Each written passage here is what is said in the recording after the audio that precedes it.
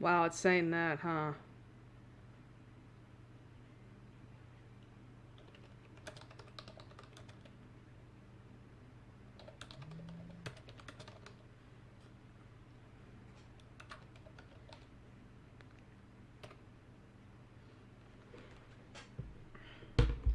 Alright. I don't know if I'm back up or not.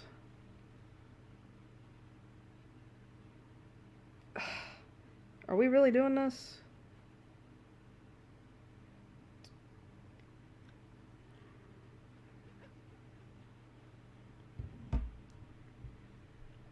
Okay, let me refresh my live dashboard here.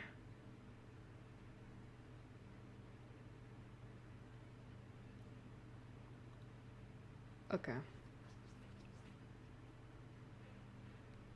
Alright, I think I'm back. I think.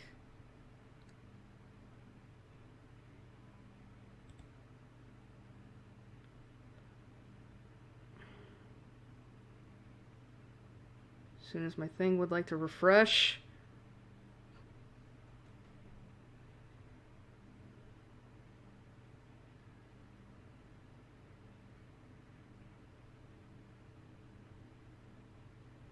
Oh dear.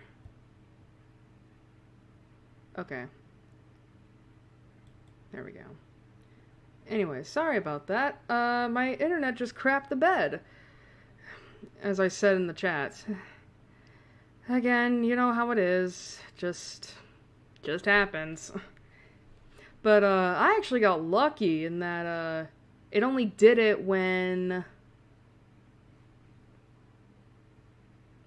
And that it only did it when I was on intermission, which is great.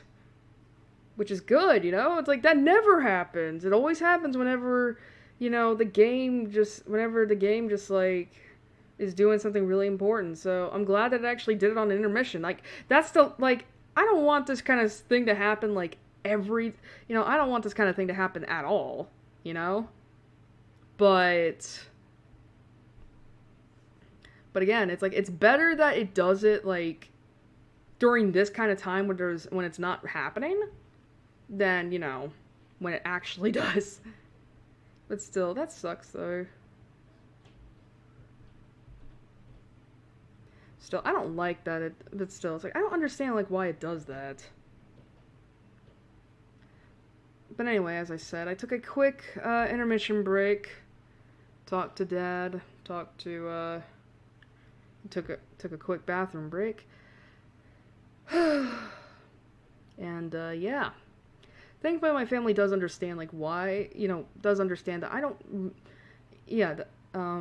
really have much time to spare whenever I'm streaming, so it's just like, okay, well, here I am, talking to you for a little bit, going back downstairs, and they're like, okay, well, see you tomorrow then.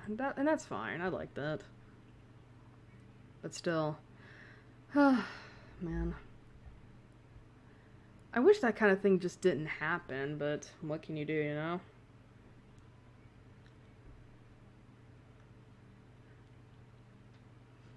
Anyway, I believe we are an hour and 52 minutes into the long play here, and this has been going on for 3 hours, so again, I'm going to try my best to get through this as quickly as possible, but hopefully the internet doesn't shit the bed again. I'm hoping, because if there's one good thing about this is that the streams, they will usually have an internet crap out, but it seems to only really have one major crap out before, you know, it fucks up. Like, it has like one major crap out, and then it just continues on for the rest. It could just be like my internet just not like being used to it. But again, don't be surprised if the internet don't be surprised if the stream cuts out again. Because again, I am having to battle with other people in the house for it, so yeah. Anyway, are we ready to get back into it? I think we are. So, let us get back into it and hope to God the stream doesn't crap out again.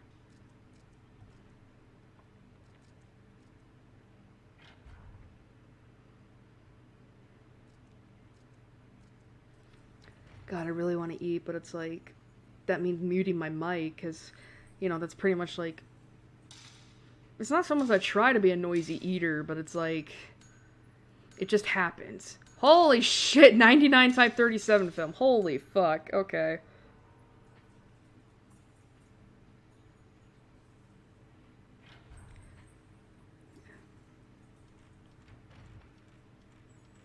Actually, I need to check something real quick. I'm afraid that the link might have been... Wow, my stream is really delayed on my dashboard here. I'm afraid the link might have to be given back out.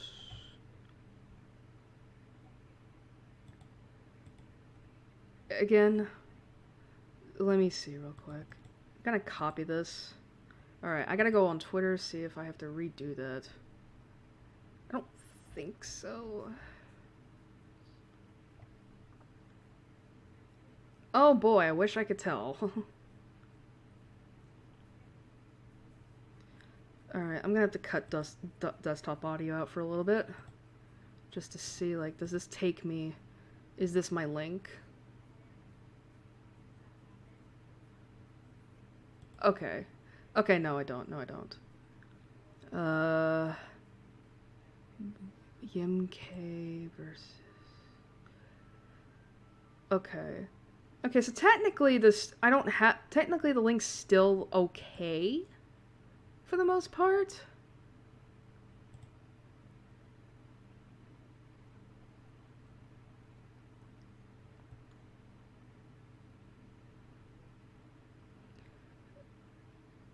Yeah, it might just be better if, like, I just...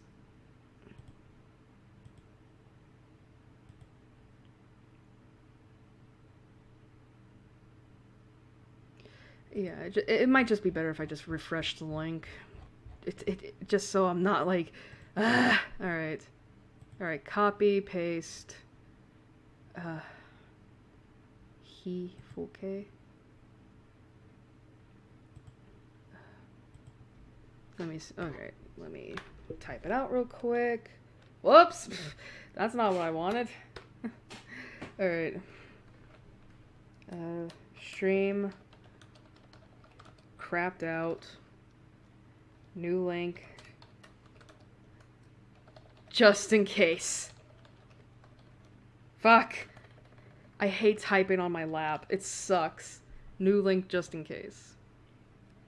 I just want to make sure. You never know. You never fucking know.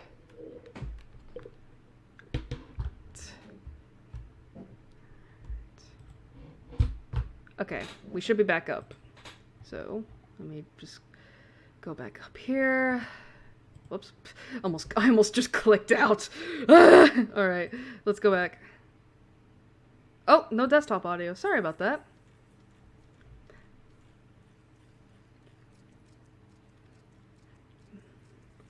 But yeah, it's not so much I'm a noisy eater. It's like, I want to eat, but it's like, that means muting my mic and I don't know what's going to pop up in order for me to read out.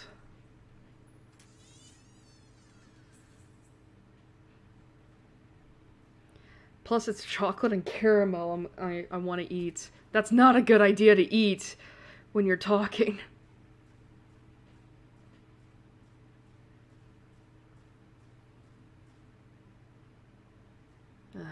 Fuck it. Oh.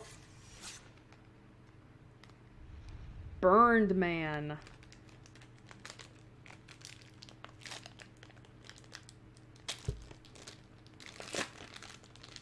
That's me opening the wrapper. Gonna be very careful.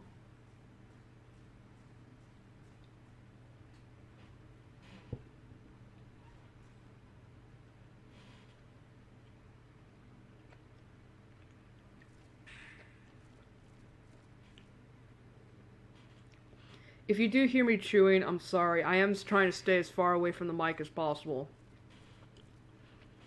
What was that Miku just picked up? That I can't go back for? Oh, a carving.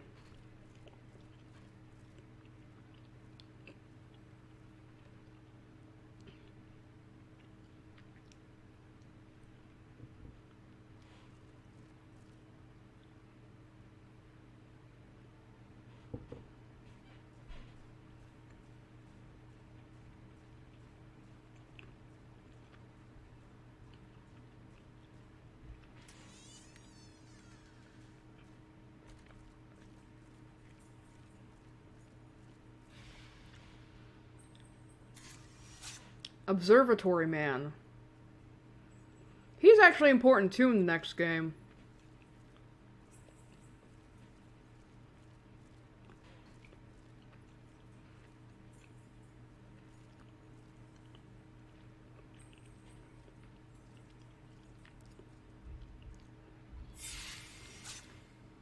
Girl Under Porch. By the way, that's actually a really good scare. For first-time players. Let me see.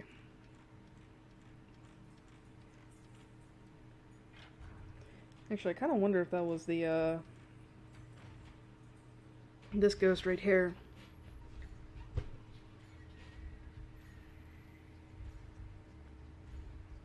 Where's the ghost? Oh, there he is.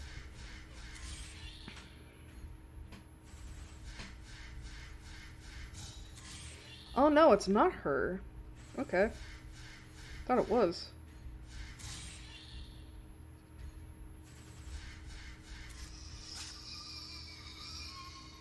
Alright, let me look this man up.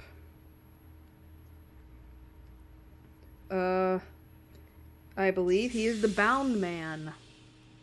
There's very little information on this ghost. What is known is that he wasn't a member of the Himuro family.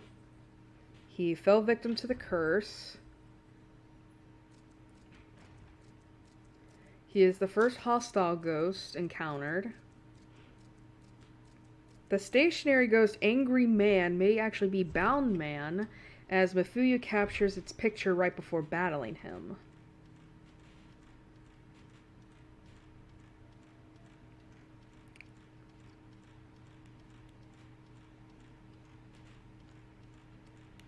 God, as soon as my phone like to lock.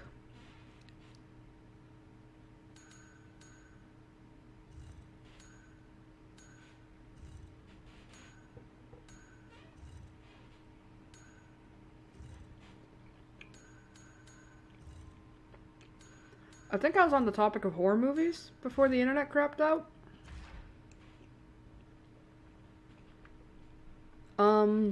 Another horror movie I watched was one of the Amityville ones. I don't remember. Oh.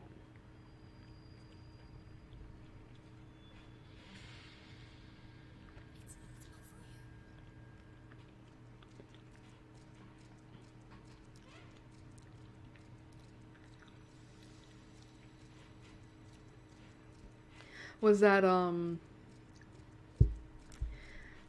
don't remember much from the movie. All I remember is that there was like this one shot where there was this man who had his arms out in a room and the room was just showering him in blood. Like, holy fuck. That shot actually scared me because I was like, what? Like, that actually made me cry. Because it was just so fucked up.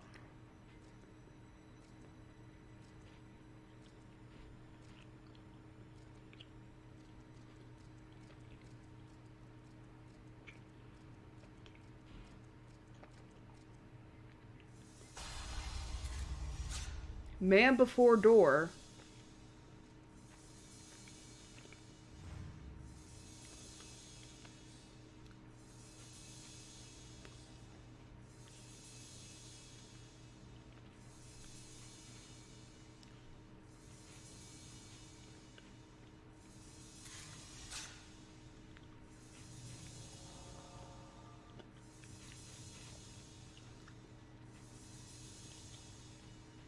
There we go.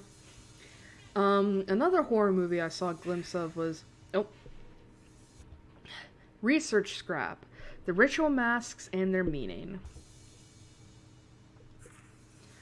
In the Himuro rituals, masks play a very important role. One of them is called the Blinding Mask. Yes, that's exactly what you think it is. Which is used in the Demon Tag ritual. 2 stakes pierce through the eyes of the Blinding Mask. It's used in the Demon Tag ritual as a blindfold. The legend goes, while the demon is blindfolded, enter the rope altar and perform the ritual. This might mean that the Blinding Mask is a key to the rope altar. So yeah, that blinded maiden we've been seeing, she got the blinded mask. Speaking of which...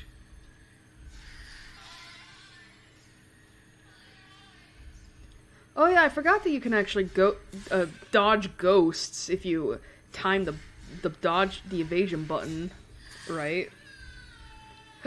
Excuse me. Was that Discord?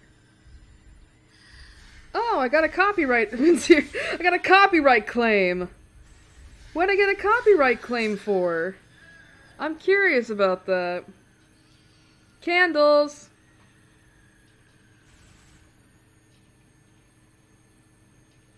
What?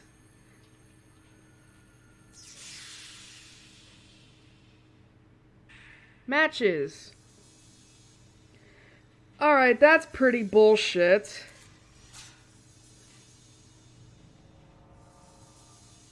Alright, it says here that apparently I got a copyright claim because of Sacred Moon playing in the background by Merlin Fuga or Fuga Aggregation. Excuse me?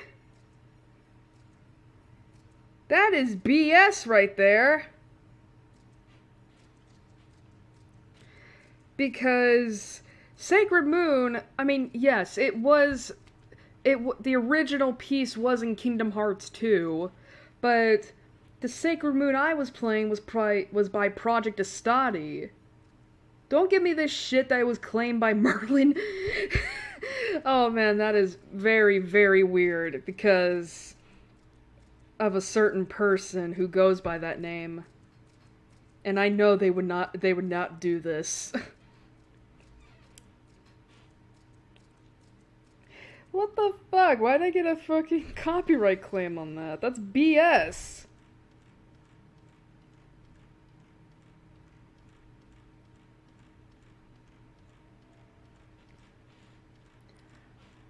But, anyway, the other horror movie I saw a glimpse of, and this was one I specifically remember because it freaked me out, was, Halloween 3, the one Halloween movie without Michael Myers. That movie, oh my god, it's like I got in right to the part where the kid's head is melted because of a mask. Girl pointing. She wasn't pointing. That movie freaked me out. I hated that fucking scene. It was just, ugh, god, no. Please, no. Never again. I didn't like it at all. That movie freaked me out so badly, and I don't want to watch it again. And I don't want to watch it. Like, I don't care. But I'm trying to remember what other movies. I don't think there are any. I think I watched all the ones that did. This is also a puzzle. But it's one of those annoying puzzles. Hello. Scroll! Excuse me. Hi, Blinded Maiden. I believe they do explain who the Blinded Maiden is. But not yet. But, anyway. How far are we? Oh, we're 2 hours into this. Sweet! Just taking a shit ton of photos. It's a good thing you can stock up on that Type 14 whenever you want.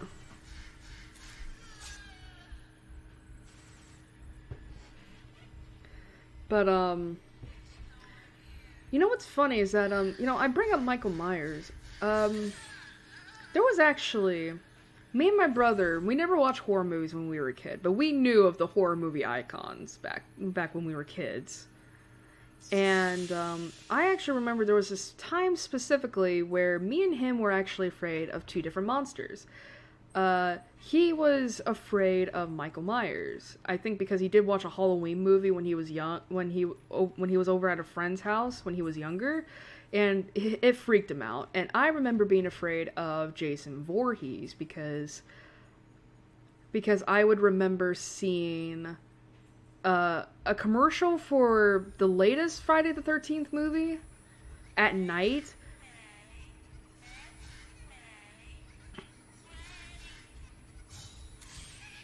By the way, this does not sound like a girl, that sounds like a guy.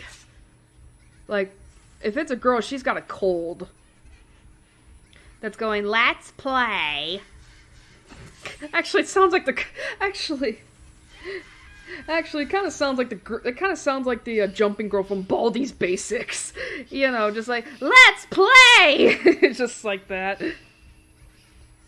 But anyway, yeah, I was afraid of Jason Voorhees because of the commercials for the Friday the 13th movie that was coming out, I think in 2013, appearing on commercial, and I hated that. I was very scared because because I'm deathly terrified of the dark, and I was just oh, she's been exorcised. I believe that girl is also...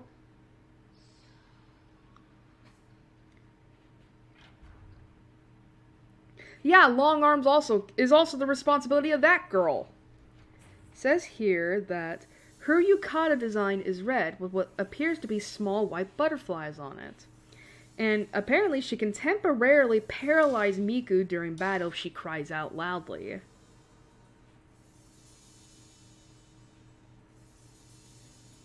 Pulled her into the wall. Holy shit.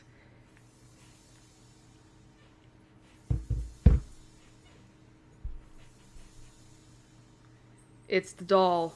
It's the doll. But, yeah, so the very idea of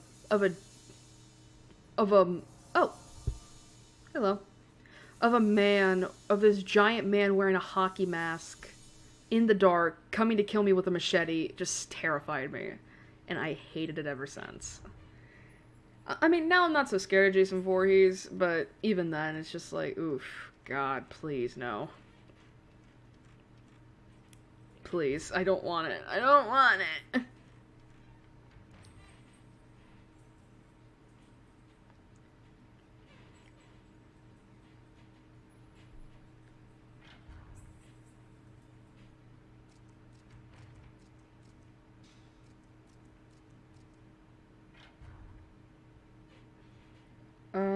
What else?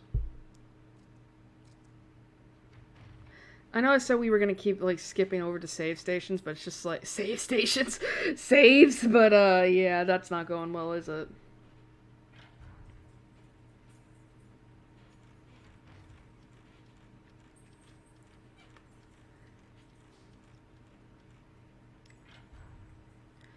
But,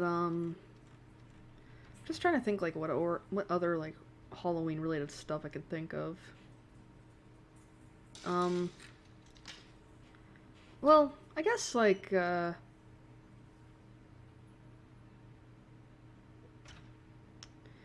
guess, like, what horror movies do I want to see? Well, I still want to watch Get Out, you know, that movie. Kid Hiding. I haven't been able to watch it. It's like, it does appear on TV, and I believe it's on Netflix. I just haven't, like, found the time to really, like, oh, Lady's Diary scrap. June 18th, sorry. That camera seems to have some kind of uncanny power. It can capture things that aren't even there. Mikoto begged me to let her have the camera back. I don't understand the things that camera captures, but I know I can never let Mikoto see them. I have to protect her. Something terrible's going to happen. I can feel it.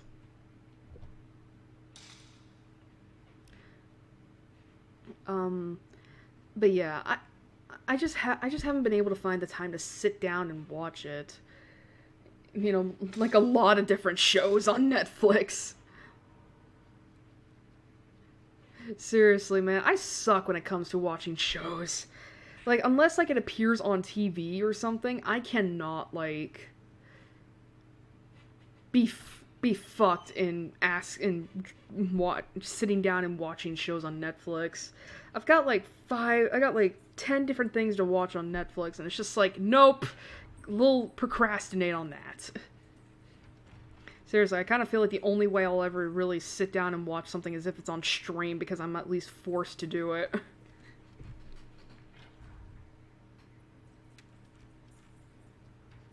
But, what else? Gonna eat the second half of my candy bar here. I am eating a Milky Way, and they're really good. I tend to have one, like, probably 5 times a week. I try to eat them only once a day.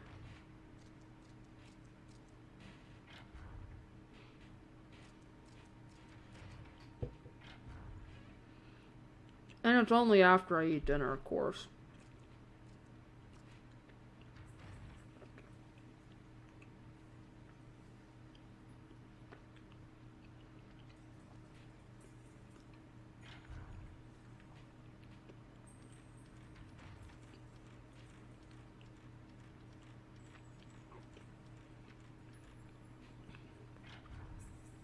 Dinner was nice, by the way. Had Wendy's for dinner. Hadn't had that in a couple months.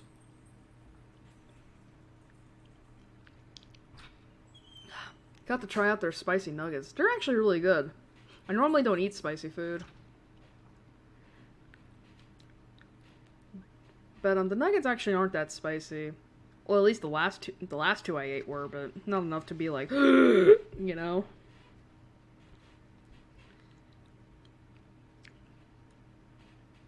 But yeah, they were actually really good. Type 74. This is a new type of film. This is basically film that is stronger than Type 37. So we are calling it Type 14 Mark II film.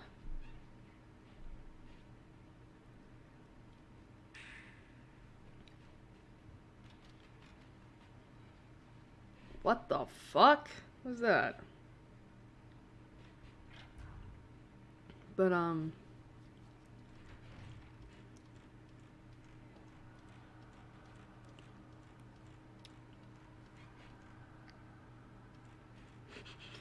this is why. But, yeah, so I guess, like, in terms of candy, well, I already said I love Milky Ways. Like, they're my favorite candy bar ever.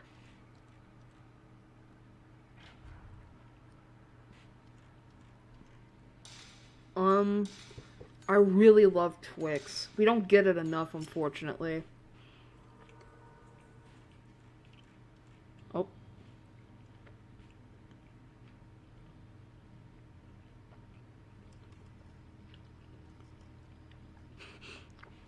Saw the mouse cursor.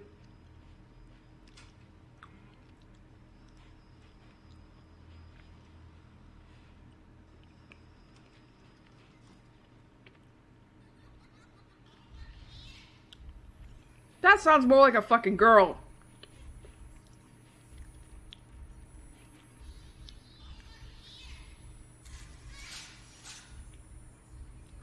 But, yeah, I love Twix, seriously. They are so good. I'm kind of a fan of Three Musketeers. I think without that caramel there, it's just kind of like bland tasting. Alright, let me see this boy in the clock.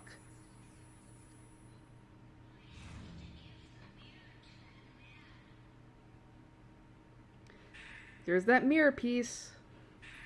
Child's writing. That Diane gets her C. Don't worry, I'll read it. Alright, so this is the only boy. And it says here that apparently, his name is Clock Boy. Apparently, Long Arm snatched him, dragged him into the clock and into the spirit world. His body was never found.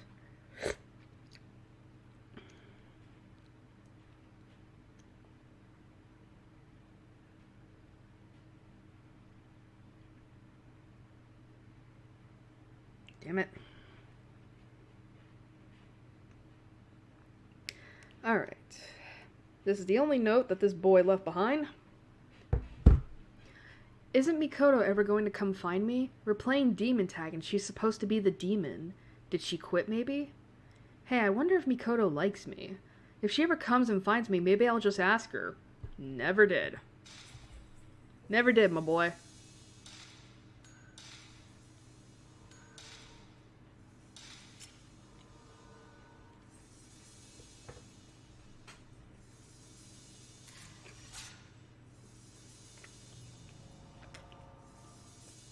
Yeah, there he is, snatching him into the clock.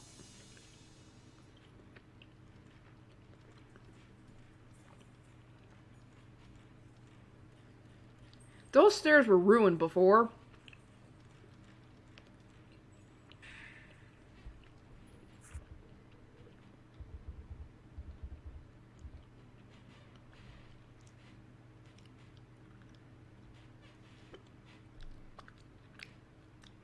Alright. June 13th. Mikoto found an odd camera. She said she found it in the mansion when she was playing demon tag. I tried asking her exactly where in the mansion, but she just keeps saying a girl in the white kimono gave it to her.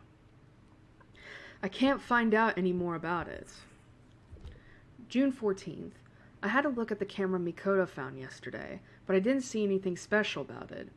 It was probably left here some time ago by somebody that came to investigate the mansion. June 15th. Oh, this is the father. Okay. The weather was wonderful today, and Yai seems to be feeling better. The three of us decided to take a walk in the mountains. Yai hadn't been out in a long time, and she really seemed to enjoy it. She had fun with Mikoto's camera, taking pictures with it all day long. So Yai is the woman that is found hanging in the tree. She's important. She's extremely important in the next game.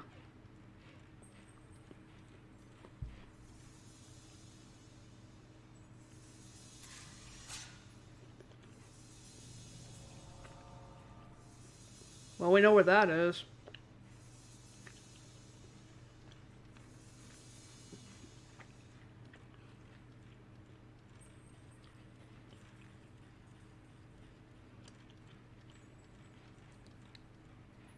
Hopefully my chewing doesn't show up that much on stream. As I was saying, it's not that I don't like Three Musketeers, it's that, like, I just find it really bland. But, I guess some people may be wondering, what about other candies? And it's like, there's not a lot of other chocolate candies I like. Like, that looks like a goddamn face! Vengeance! Sorry, God.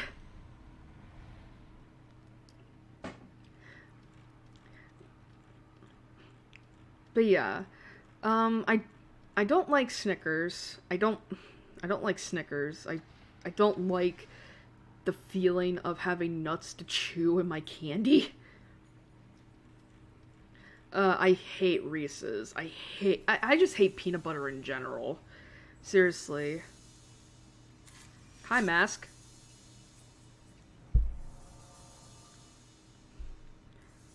That looks like it belonged on the back of a Yakuza.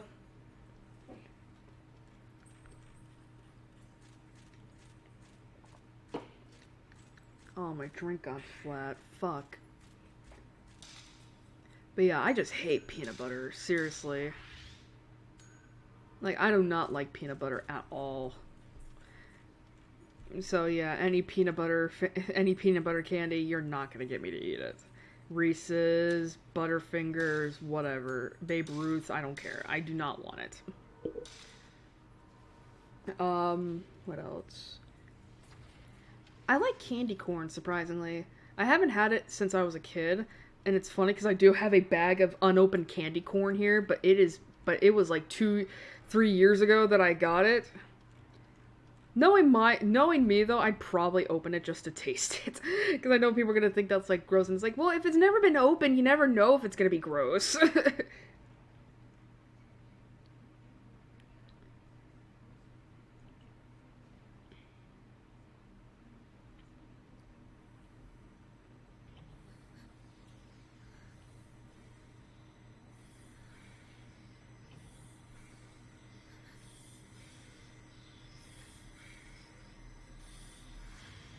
Oh, here's that woman.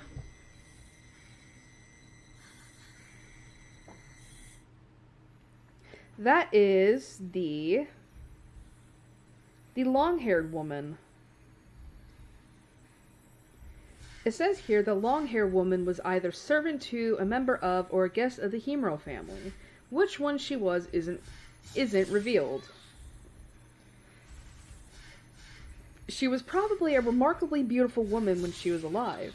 She seemed to show particular pride in her beautiful long hair. You know, surprisingly enough, that sounds very similar to someone that's in the third game that is fucking insanely creepy, and I love her. Wow. Long-haired woman's spirit returned to the mansion to roam. During her wandering, she waited for people to pass her by, whom she could share her pain with. She wants to drag them down to hell. Wow.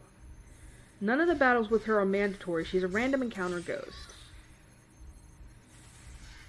And that's about it.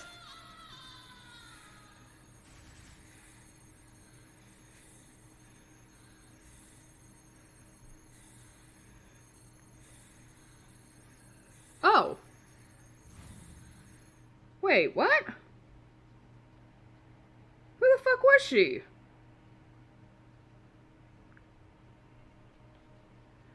Wait, what?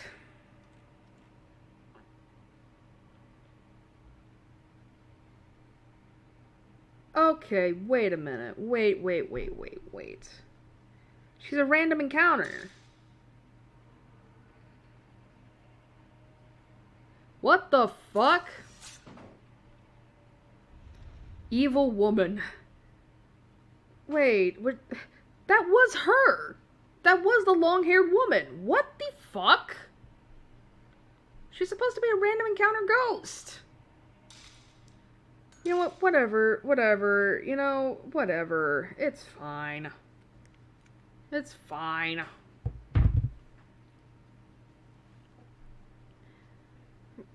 We are about halfway through this. Holy shit. Nice. Jesus. But, yeah, I like candy corn. Licorice is good. I don't think I've ever had black licorice before. I am curious, though, because a lot of people say it's nasty. But I'm like, well, what does it taste like? And it's just like, I don't know. Yeah, there is something, but I don't think the Walmart here sells black licorice, so I have to, like... So I think I'd have to actually, like, go out of town to get it, and I don't want to do that.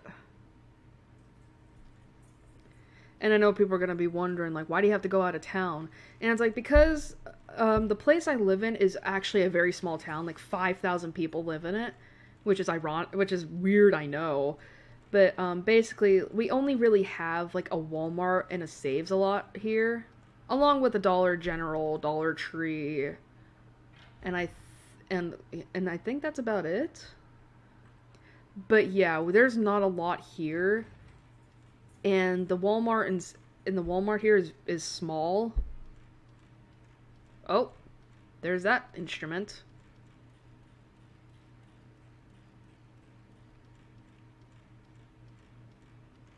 Look at that shadow. Look at that. That's cool. I don't know what that instrument's called. It shows up again in the third game. Man in Study.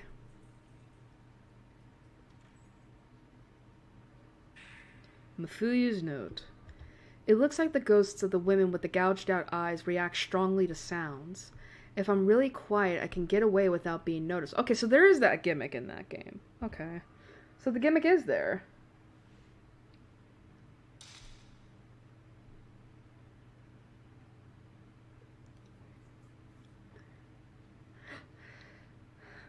There's an item. Stone beer!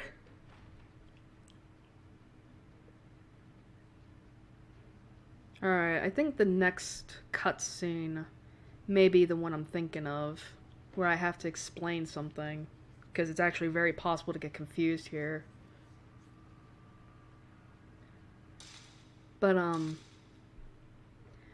yeah, the Walmart is small here, and there's not many other choices here, so we do have to go, like, out of town in order to get, like, some good shit.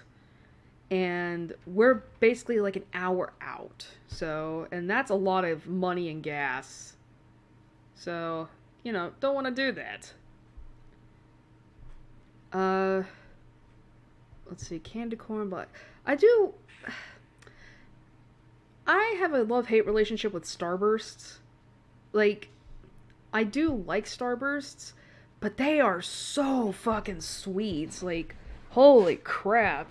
Like, that hurts. Like, I literally just, like, have the biggest stink face whenever I eat a Starburst because it's so sweet.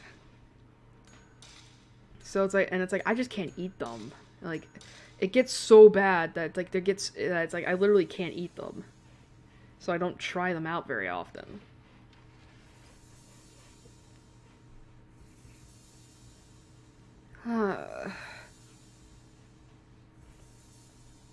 Also, I'm sorry that, like, I'm just talking about other random things instead of...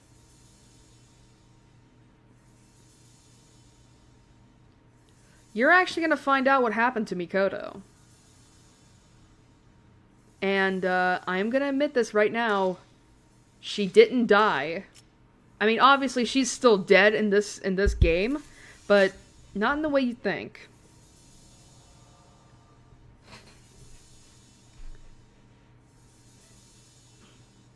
But, oh.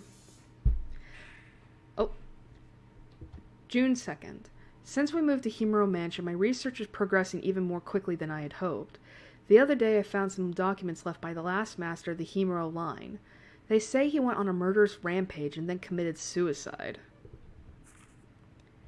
This mansion is filled with tricky devices and mechanisms, and there seem to be some rooms that aren't shown on the house plans. I'm absolutely certain there are many more documents hidden around the place somewhere. June 5th. Okay, it's Discord.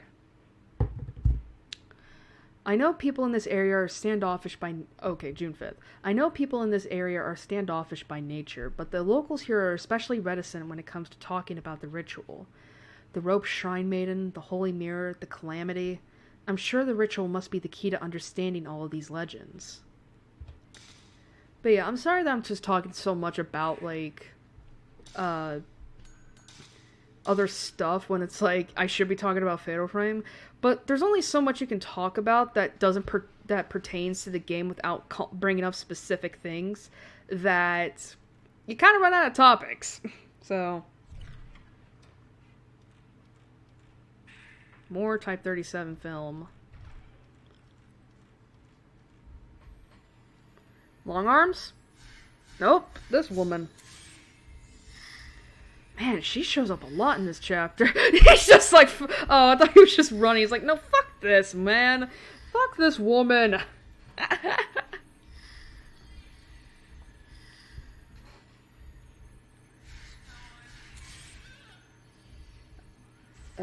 What other Halloween stuff?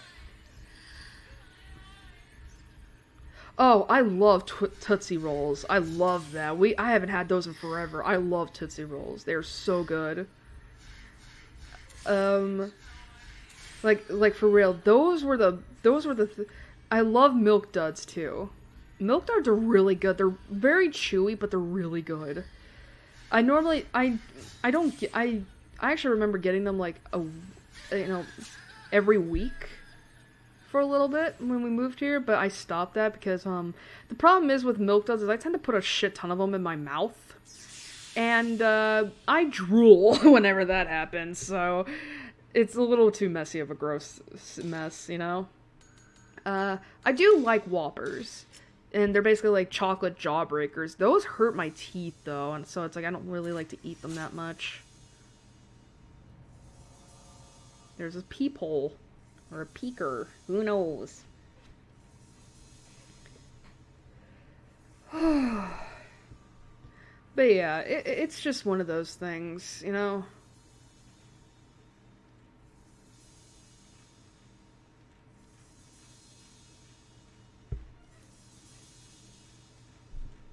What else? Well, I guess, like, there's always, like, the costumes and trick-or-treating I did trick-or-treat when I was a kid. I think I stopped when I was in middle school. Like, I think it was, like, when I was 13 or something. I don't remember. But yeah, I used to trick-or-treat. There are actually pictures of me when I was younger in, costumes, because... that my mother actually made. My mother, when I was a kid, used to make me and my brother's girl hiding. Used to make me and my brother's costumes, you know, before she got sick, and And I remember that she made... There are pictures of me wearing Disney princess costumes that she made. I remember I went as Snow White and Jasmine, I believe? I'm trying to remember what other costumes, but yeah. I actually really like my the Snow White costume she made me. There's actually a photo of me with it on, and surprisingly enough, it's like probably one of the very few photos that I like of myself, and I think I was like 7 years old or something, and I looked so cute. It's just like, what happened? And it's like I look at that photo and then I look at myself. I'm like, what happened? But yeah, but yeah, she used to make my costumes, and but yeah, so I went as Snow White, Jasmine. There was one time when I was 4. There's a photo of me when I was of a 4-year-old as an elephant, and then of course, but then of course the last few years of trick or treating I went as a vampiress. I actually did have a vial necklace that was full of fake blood. Wow, that was a cheap scare. But it's funny that that's alluding to like one of the bigger scares in the next game.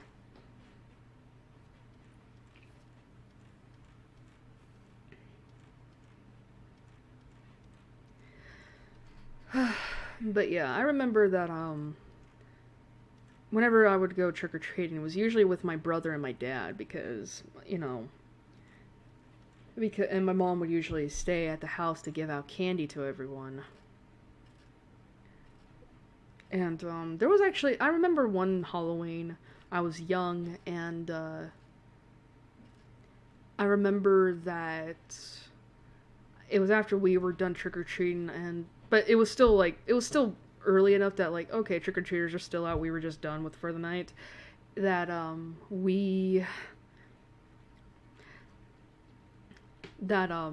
there was this one teenager that came up to the door, and he was Ghostface from Scream. And I didn't know what that was at the time. I was young, and I guess he had a mask that was able to like bleed and stuff from something, and it bled. And I remember being so scared. Seriously, man, I was a scared little kid when I was younger. Then there was also another Halloween where me, my brother, and my dad went into a neighborhood haunted house, and I remember just remember me and my brother just crying after we were out, and we were just hugging our dad, and we were just like, I want to go home, and all that. Oh, man. Again, we were young, we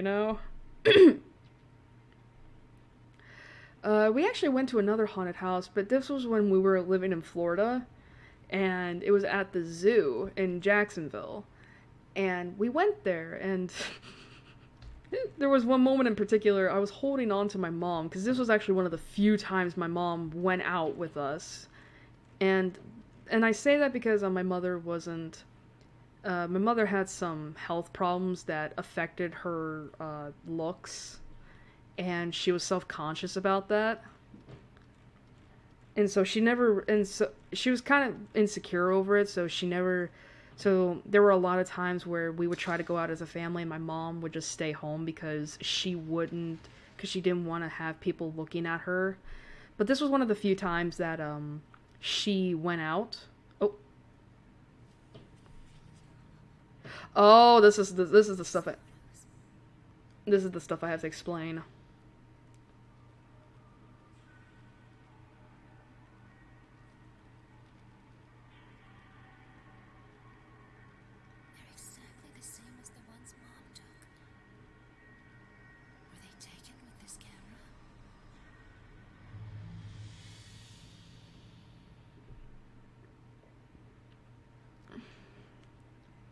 Oh, maybe not. Okay. Lady's diary scrap. June 24th. Mikoto is missing. She said she was only going to play demon tag here in the mansion. I don't think she would have gone outside. She had that camera with her.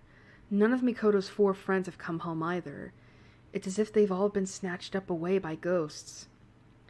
Yeah, so those 3 kids we were seeing, those were Mikoto's friends, and we know they all died because of Magician there.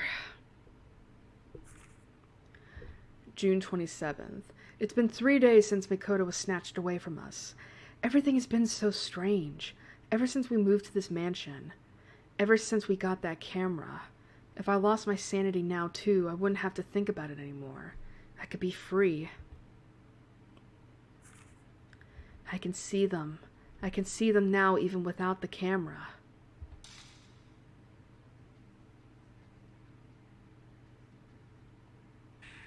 Bronze key.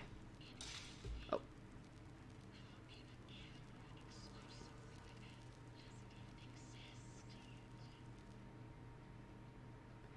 Okay, that's the instrument. It's called the koto. That thing that was playing before. I forgot what it was called. But anyway, so there was a... Who's here? Something's here. Oh, fuck, hi. Oh, fucking hell. Oh, is that the broken neck woman? Uh-oh, SpaghettiOs. But as I was saying, yeah, this was... Wow, that is cheap. Fuck. It's like trying to, like, turn... Yeah, it is the broken neck ghost.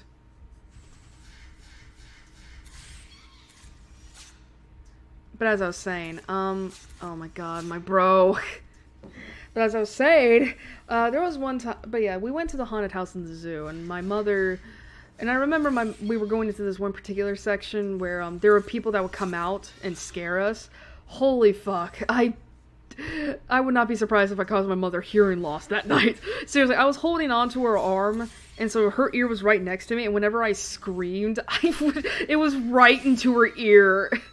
And yeah, I wouldn't be surprised if she lost some hearing in that, because of that. Okay, that was a weird thing. But, okay, and I also thought that was the cutscene where I had to explain stuff. It's not yet. But that is in relation to what I have to talk about, so...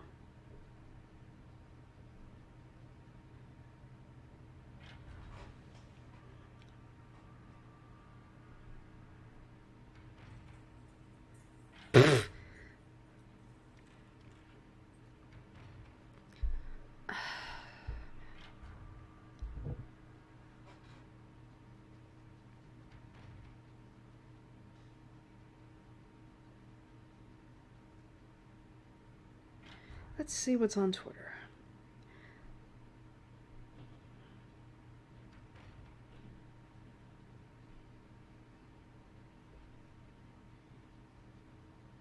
Okay, not much.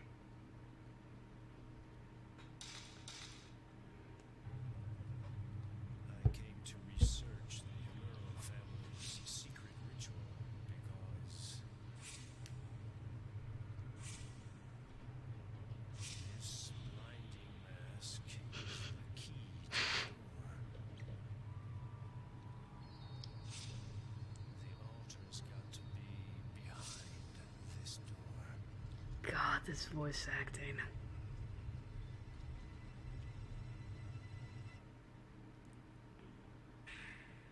Research scrap. Mask of Reflection. The mask worn by the Himuro family master is called the Mask of Reflection. The legend goes it can become the face of an angel or a demon, meaning its facial expression reflects the nature of the one who's wearing the mask.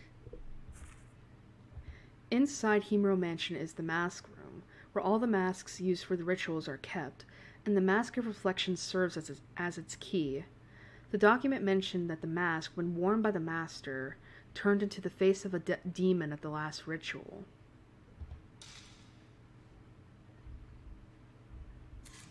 Man before study.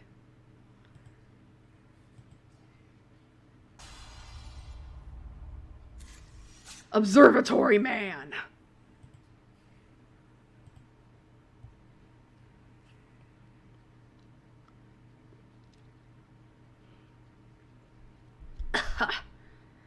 Why did you have to take your... Seriously, this voice acting is so god-awful. Seriously, man. Why is it so bad? Oh, is this the place? Yes! Good. This is what I have to explain.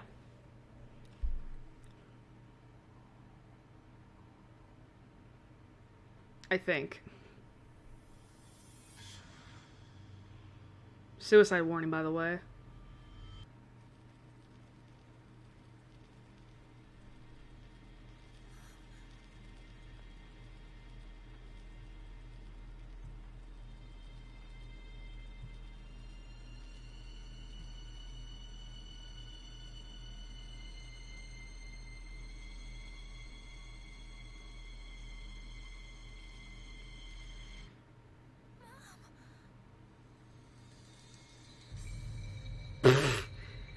That face is great.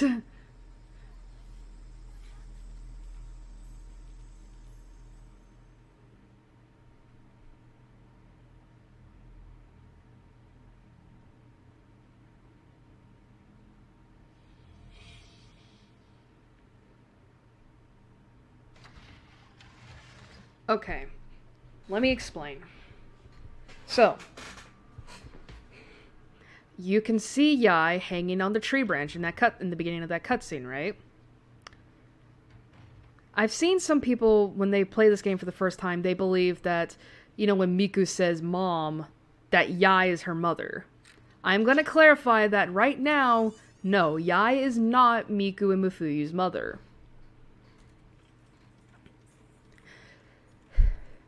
Basically, both Yai and Miku's mother had the camera obscura, which is what the camera is officially called in the series, and they were taking pictures of ghosts, and eventually through some means they lost their sanity. They became insane. They turned insane. And basically, they both decided to commit suicide by hanging.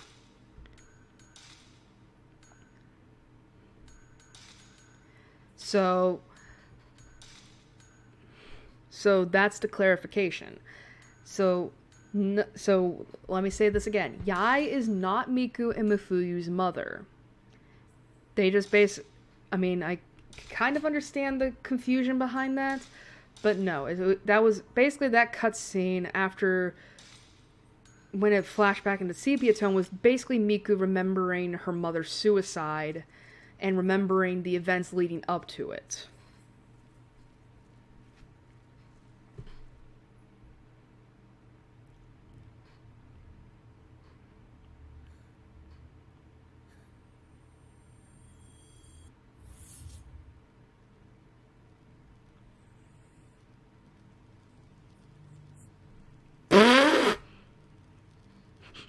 This voice acting.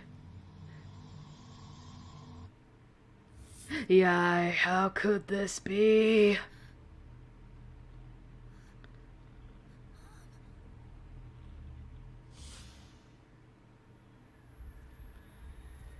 That is Yai right there. But I will admit, she and her mother look a lot alike. And as I said before, Yai is extremely important in the next game. We'll find out more about her in the next game. But all I'll say is that she's extremely important. Like, she is one of the key players in the next game. And funnily enough, you're gonna find out some family twists about Yai.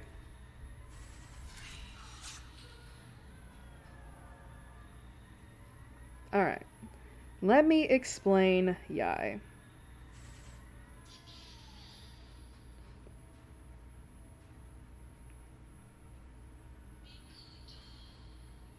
Mikoto. Yai's death note. Dear Ryozo, it's all my fault. It's all because I let Mikoto Let me Coda. Okay, that's another typo. Used the camera that day, and now evil spirits have gone and taken her away from us. It's all my fault. I'm sorry. Yai Munakata. Demon tag. That's the family photo. Kyrie photo. Holy shit. Okay, it says here that, oh wow, so I was, okay, so it says here that, Yai Munakata is a secondary character first introduced as the ailing wife of folklore's Ryozo Munakata in Fatal Frame, who bears an uncanny resemblance to Miku's mother, Miyuki. Okay, I forgot that their mother actually had a, name.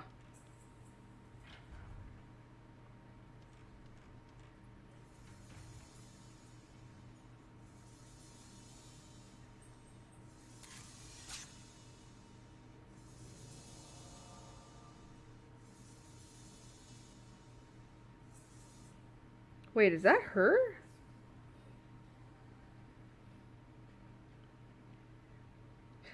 Oh no, it's, oh, that's interesting. I didn't know that. I can't talk about it because it's spoilery.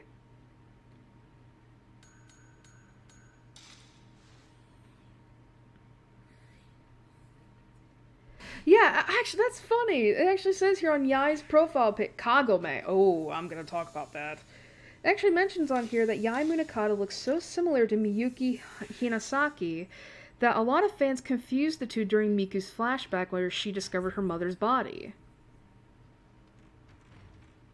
I don't remember if they explained what happened to Mikoto. I think they do. I just don't remember when.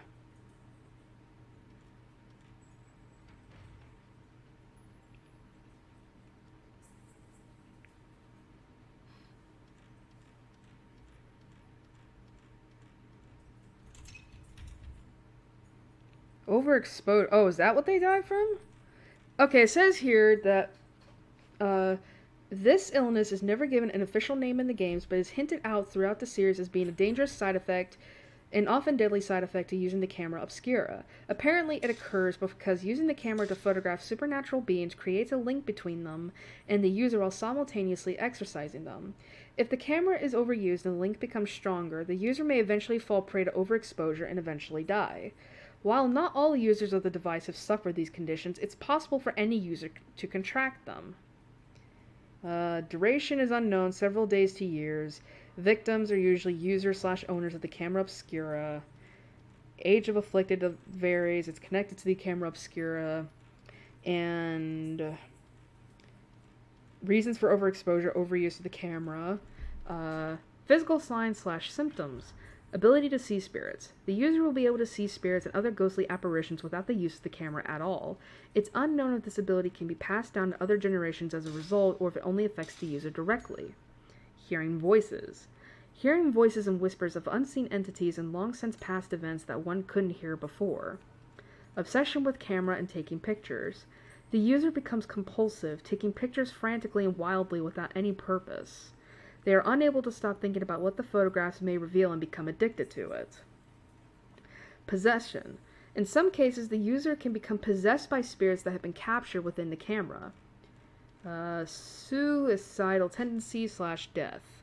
Unable to make the voices stop, continuously seeing spirits, and with the camera seemingly unable to offer aid, a user may become manic and frantic. Their obsession with seeing death leads them to take their own lives in the hope of stopping or silencing what is around them. There have yet to be any clear-cut cases of people recovering from overexposure to the camera obscura. Many people can use and have used the camera without ever suffering from its side effects. They only list like 2 victims of it, both of which are Yai and Miyuki. And then there's one possible one, but it's a character in the next game.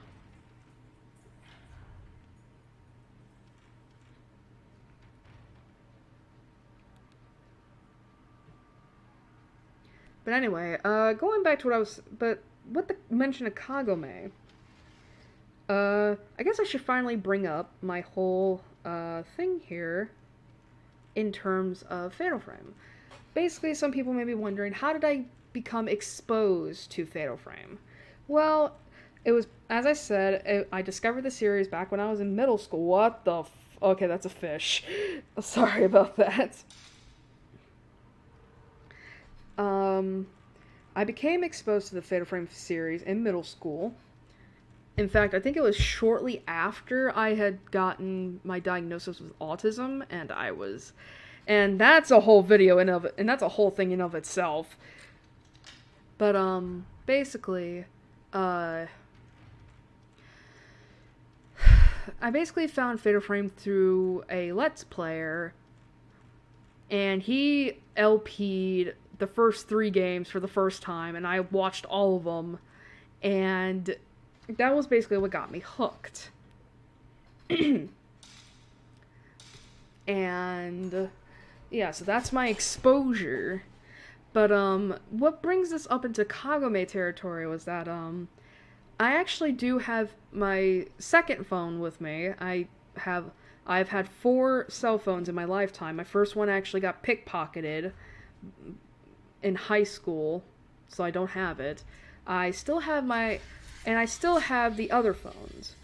I'm currently on my 4th phone, although I'm probably gonna switch it over at some point in the future because it's really getting to that point where it's probably dying. But anyway, so I still have my second and third phone, but my second phone is important in this story. My second phone, I actually got a custom made background for it, and what I mean by background is that I think back then you could decorate your phone with like wallpapers that you stick onto the back of your phone, and that's what I did with mine. I stuck my second phone with a custom made wallpaper I made myself on this website. Rope scare. And basically it had Fatal Frame, Vocaloid, Marble Hornets, and Coraline on it. I was very emo back when I was a kid. In middle school, at least. But anyway, so that kind of brings me into the whole thing of Vocaloid. Because I was also listening to Vocaloid when I got into Fatal Frame. And it's funny the fact that, like, Miku is the most popular Vocaloid. So it's kind of hard to imagine, like, oh yeah, this is Hatsune Miku. Anyway, so that kind of brings me into the horror thing. Because actually, there are horror Vocaloid songs. Hall Wanderer. There are actually a lot of Vocaloid songs that are horror. And, I don't listen to a lot of horror Vocaloid songs. Hell, I don't even listen to Vocaloid in general anymore now. And it's just because I've grown out of it. I don't really know much about it anymore. Outside of possibly the V3s. But, anyway, it kind of brings me into this whole thing of what are some of the horror Vocaloid songs that I listen to? And it's like, well, there were 2 that actually really scared the shit out of me. And I actually can't listen to because they scare me that much. One of them is Alice Human Sacrifice, which is fucking terrifying. I'm not as scared of it as I was back then, but it scared the crap out of me whenever I would see the video. And when you see that video, you'll understand why. But the second one was, I think it's just called Kagome Kagome, which is pretty much a song about these group of kids living in a fucking orphanage that's in a secret experimental facility set in the fucking World War II era. Where, oh yeah, we're gonna experiment on kids to figure out what the fuck can make them tick. So that song scared the shit out of me. And I'm trying to remember if it was this Gabe or if that song that makes me think of like a Kagome, Kagome. I don't remember. But yeah, seeing that Kagome doll just kind of made me think like, oh yeah, there's that too.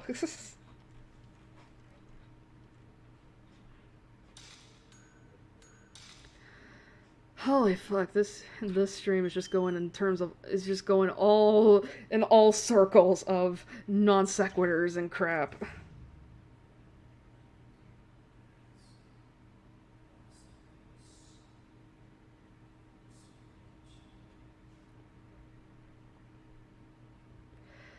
this is Ryozo Munakata. He's also important in the second game, though not as much as Yai. I was gonna call her Kai, and I'm like, the hell did I say that?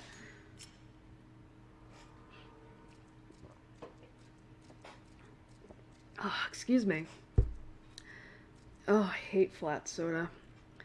But it's like, I don't want to pause the video just to get a soda and open it. I mean, I still have my Wendy's drink over here, but but they tend to fuck up my drinks for some reason.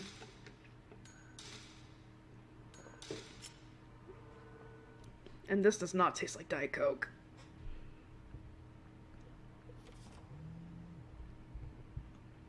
Sorry about that, my phone vibrated.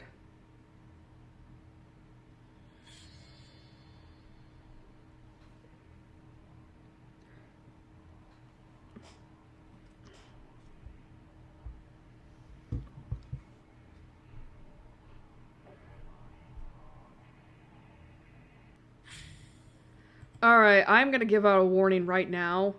If you are squeamish with eyes, turn away. Because this gets gruesome.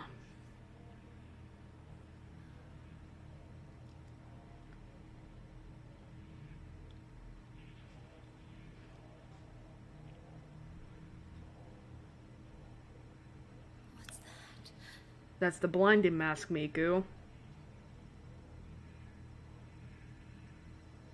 That is the Himuro family master. We'll learn more about him in the next chapter.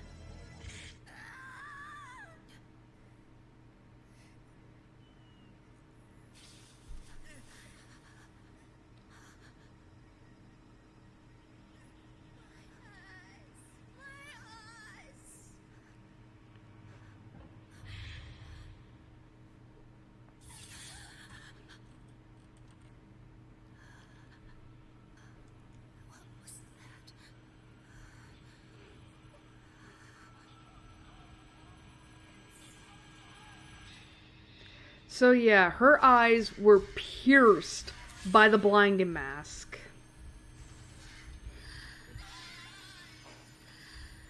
Oh, you need to heal or use that stone mirror, my boy.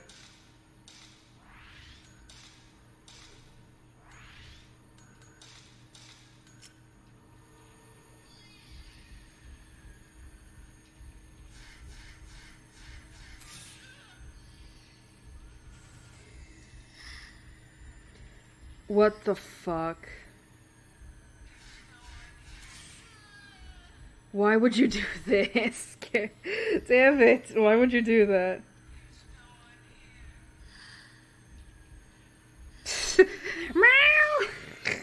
Sorry, I'm reading my friend's tweets right now, and it's just like, what the hell's going on? Oh, man. You know, they really do brighten up my day with some of these tweets.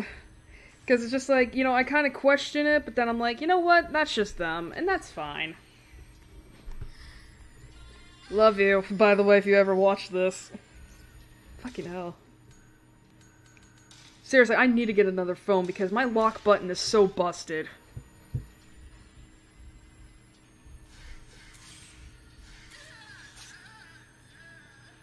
I'm trying to remember if they're ever gonna explain what the fuck the demon tag ritual is. Or if I've already explained it. I'll probably look it up at some point. No!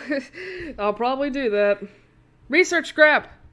The masks and their significance in rituals. Okay. The blinding The binding? I thought it was the blinding. Oh, God. The blinding ritual and the demon tag ritual are performed by the Himuro family master. The master wears a mask when he performs the ritual. Excuse me. This is probably to eliminate the maiden of all worldly connections. All participants of the ritual are family members, meaning the one who is sacrificed and the one who performs the sacrifice may be directly related. My theory is that the mask serves to eliminate the maiden's attachment toward her family. Gouging out the eyes of the demon in the blind demon ritual may have similar meaning. Also, hey, we're about halfway through this video. We're 4.5 hours into this, by the way.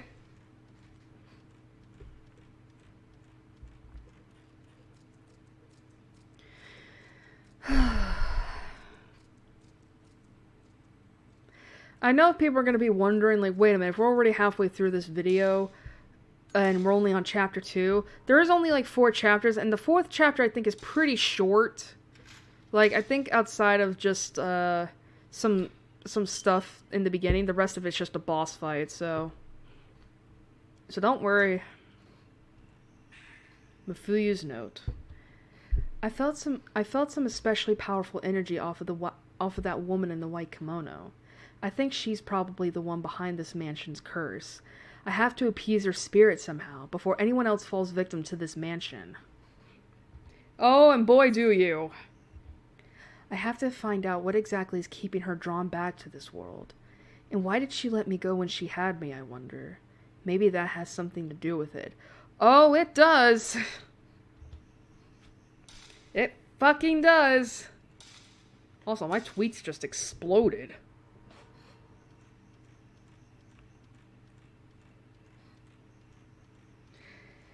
Oh, dear.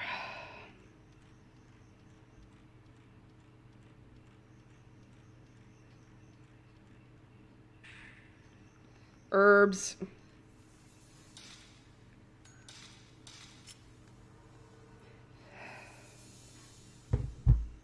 But anyway, my phone vibrated earlier because Discord. Discord, I'm howling to the moon. Yes, I did hear that song when I was back in the MLP. And that was in the early days, too. Of MLP, so...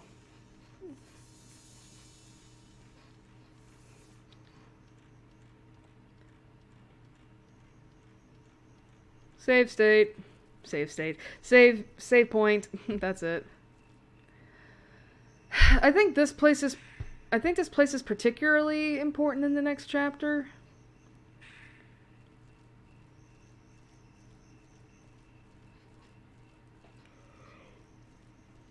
Oh wow, we're almost 3 hours in. That's good.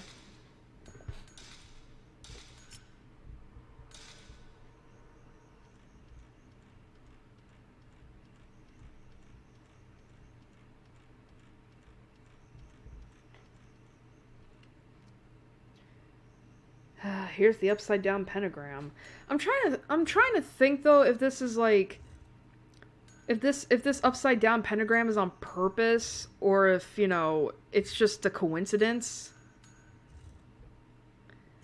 I think it's just a coincidence because I don't believe pentagrams would have anything to do with like Shintoism, you know?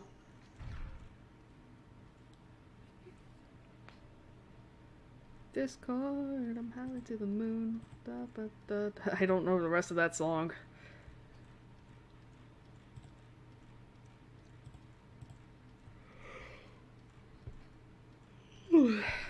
Again, I'm sorry for yawning. I'm just like, ugh. You know?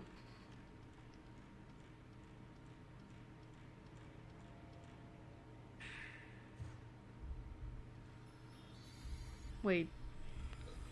Go back to that? Oh, that's cool. I like that. I didn't realize that the flowers were just... who is this? Who is that? Something about masks. Holy shit! That's not Ryozo. I think you only fight him once.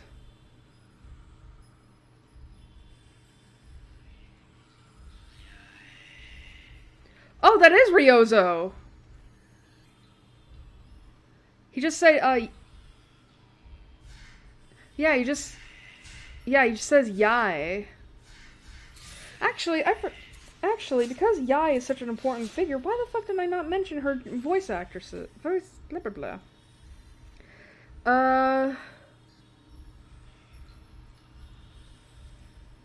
Here we go. Yeah, Yai Munakata. She is supposed... Yeah, that is Ryozo because he's saying Yai. But anyway, so Yai is speculated to be 45 years old in Fatal Frame.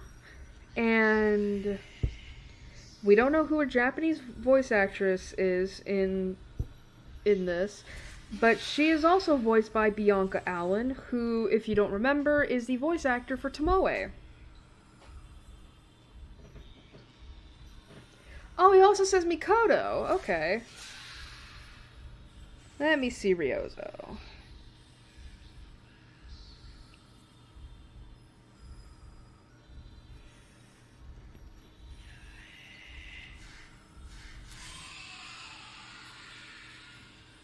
Oh, that sucks.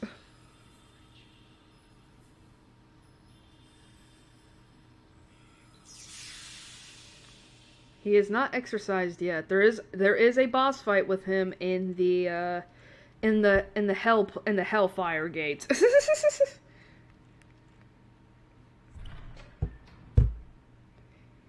I call it the Hellfire Gate because it looks like hellfire.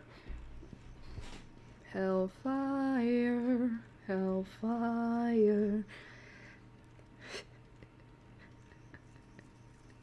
I love that movie, The Hunchback of Notre Dame. I actually only recently got to watch it, like, I think a year or so ago. It was a really good movie.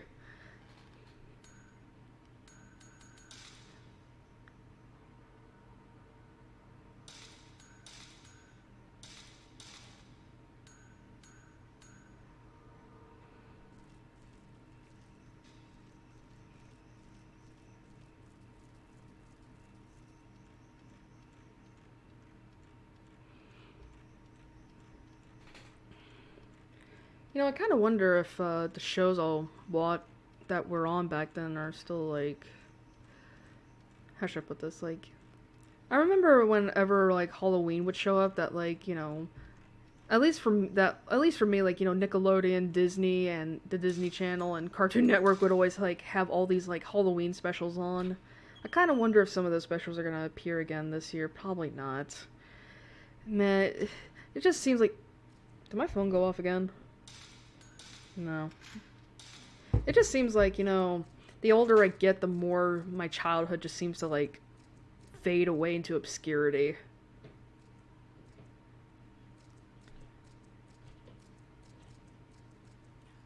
You know what one movie I haven't seen for Halloween? Nightmare Before Christmas. I should watch that movie again.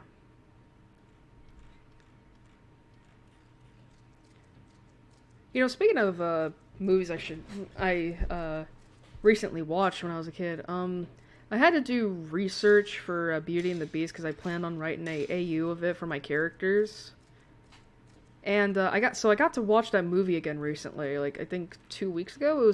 It was basically because ABC Family was running like a Disney movie marathon for the month of September, and I was just like, I'll watch it because I do need to do research, and I can't be asked to buy the fucking DVD of it, and I don't want to watch the shitty Disney live action remake.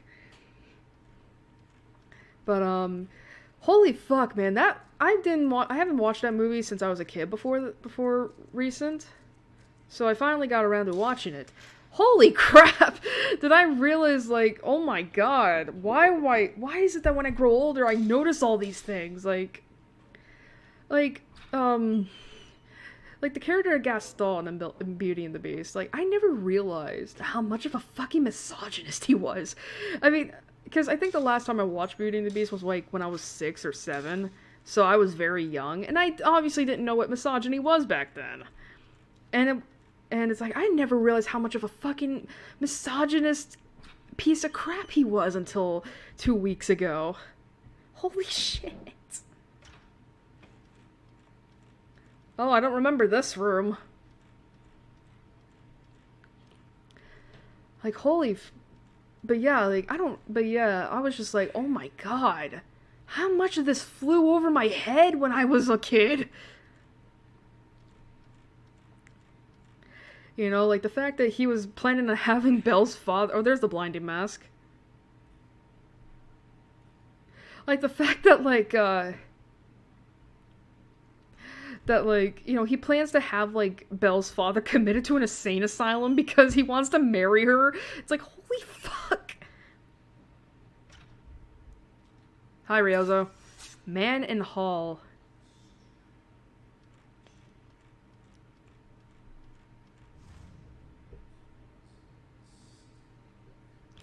God, can these people speak any slower? Jesus.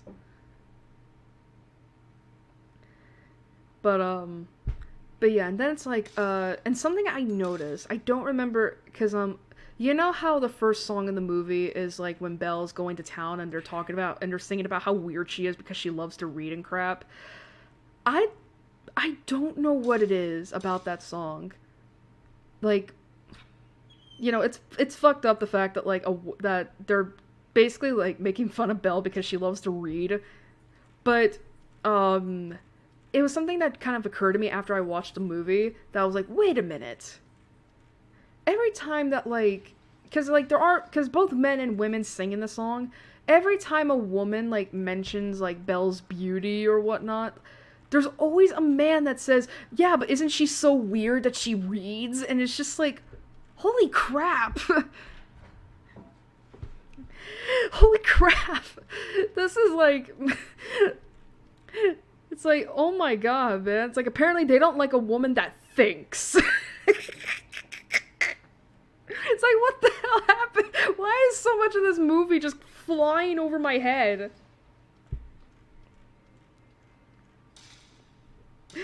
Seriously, this movie just tends to fly over my head.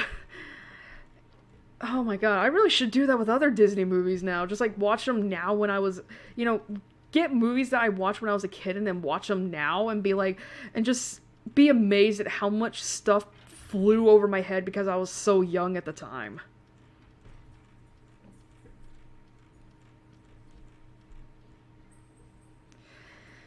Oh, man.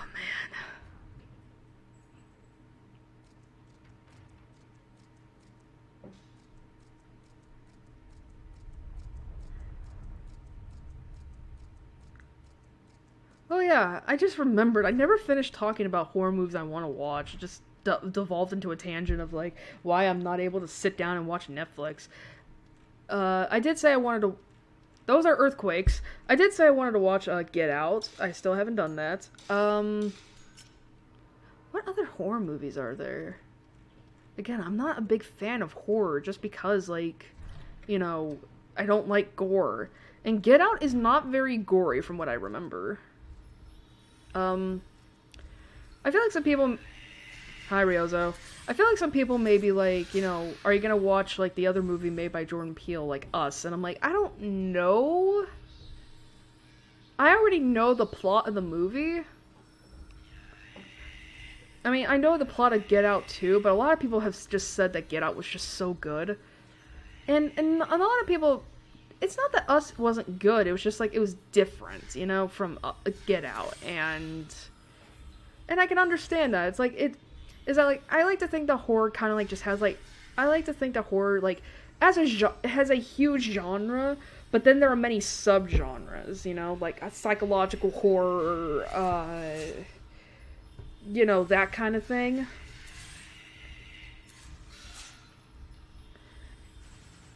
Like, horror seems to have, like, just subgenres, you know? And again, a horror movie does not necessarily need to be gory in order to be a horror movie.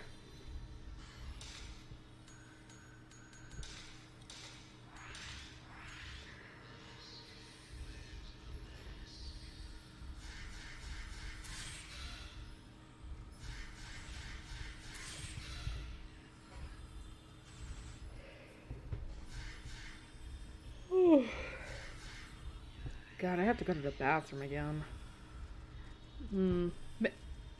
But thankfully it's not like an urgent need.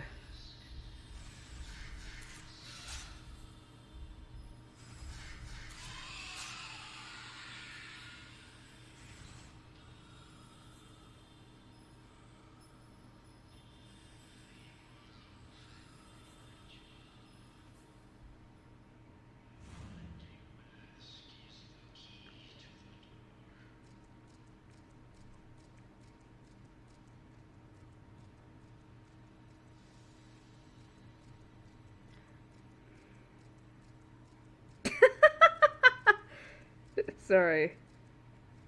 Sorry, reading a reply to a tweet. Alright, Ryozo's now been successfully exercised, so let's see here.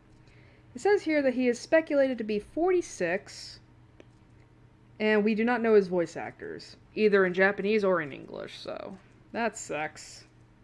But again, we'll learn more about him in the next game, so keep in mind.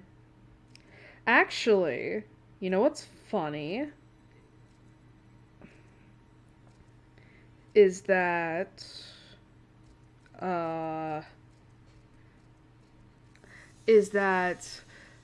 Fatal Frame actually has a movie out.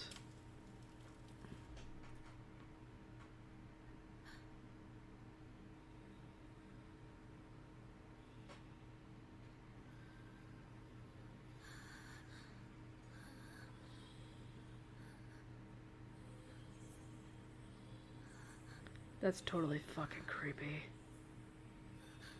Come out and play.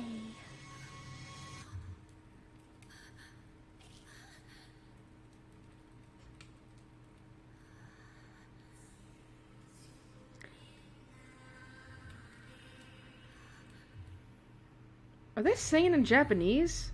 Hi, blind maiden. Jesus Christ, you are everywhere in this chapter. You're everywhere in this chapter, maiden.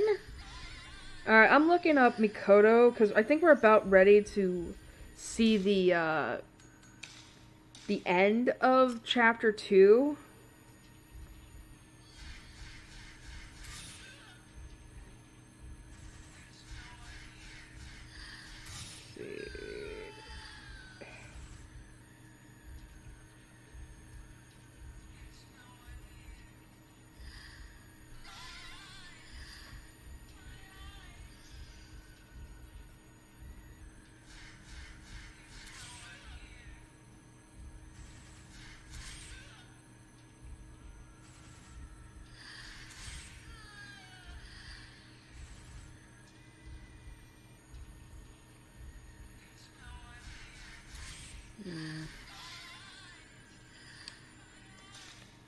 Anyway, yeah, so Fatal Frame actually has a movie out. I don't know if it was any good, though, and it wasn't released in America, it was only released in Japan. But, I don't know if it was any good, though. It came out, I think, in 2014, so 5 years ago. Alright, are you exercised yet? Yes! Fuck you!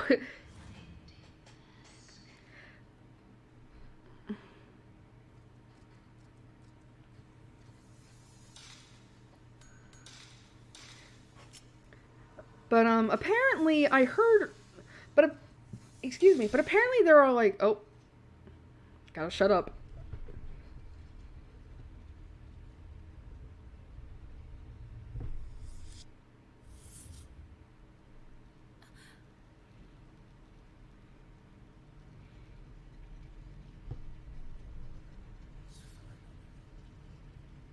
Oh my god. This guy has the worst voice actor. Bye!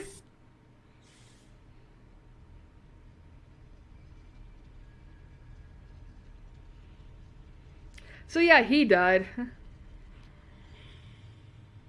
I mean, obviously he died.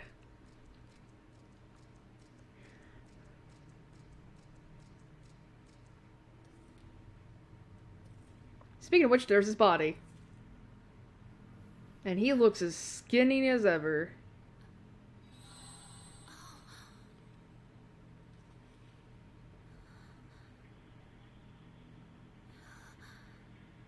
It's another piece of the mirror.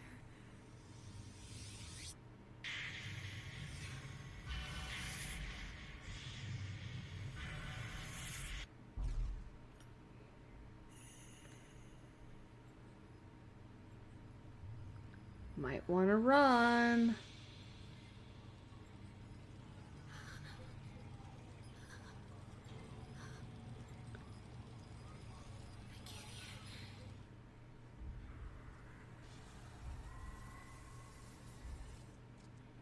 Just met with her again.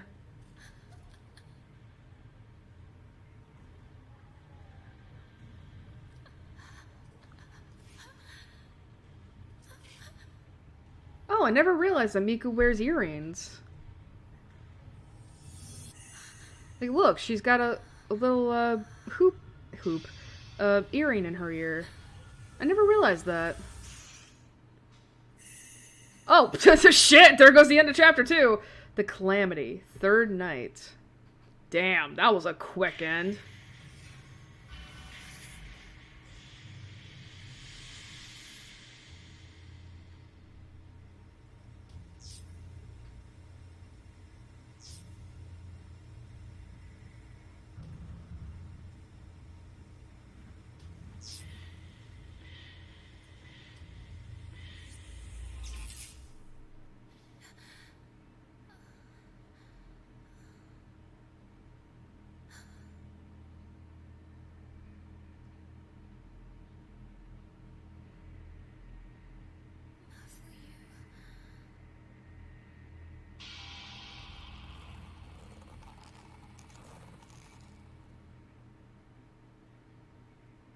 I'm pretty sure Mafuyu went through that door. Alright, let me explain Mikoto. Alright, so Mikoto is a minor character in Fatal Frame who's the only daughter of famous folklorist Ryozo Munakata and his wife Yai. While playing tag with friends, she mysteriously disappears. Says here, Mikoto reappeared in the woods, led away from the mansion by the mysterious little girl in the white kimono. This also saved her from the fate of her friends, who were ultimately snatched up and killed by the long-armed ghost in the mansion. She is left with no memory of what happened to her or her friends, and arrives to learn her father and mother are dead. Mr. Hinasaki, a friend of Ryozo Munakata, offers to take care of Mikoto. She took the camera from Himuro Mansion with her. Many years later, Mikoto marries, her husband's name is unknown, and she has a daughter whom she names Miyuki. So yeah, turns out, Munakata. So yeah, it turns out that Mikoto is Miku and Mafuyu's grandmother, making Yai her great-grandmother. And actually, holy shit, did you see those? And actually, if you notice in cutscenes, Miku has a hair comb that she has to tie her hair back. That's actually Mikoto's. Her grandmother passed it on to her.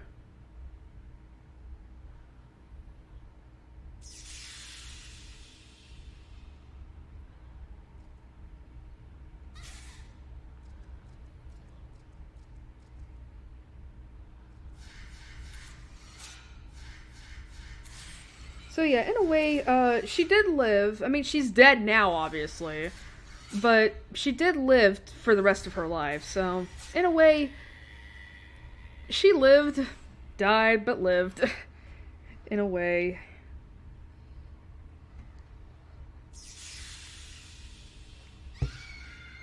Shit. Man, at least the screams are fine.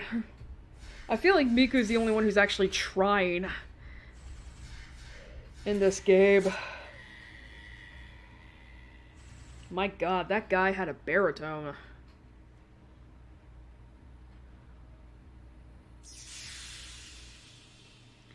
We're 3 hours and 17 minutes into this. Herbs. But, as I was saying before cutscenes, there's apparently rumors of Fatal Frame getting a movie in America. And I'm kind of thinking to myself, why? It's like, this is a dead fucking series. I think Made in a Black Water came out like 2016, 15? I don't know, it was during the time that the Wii U was a thing.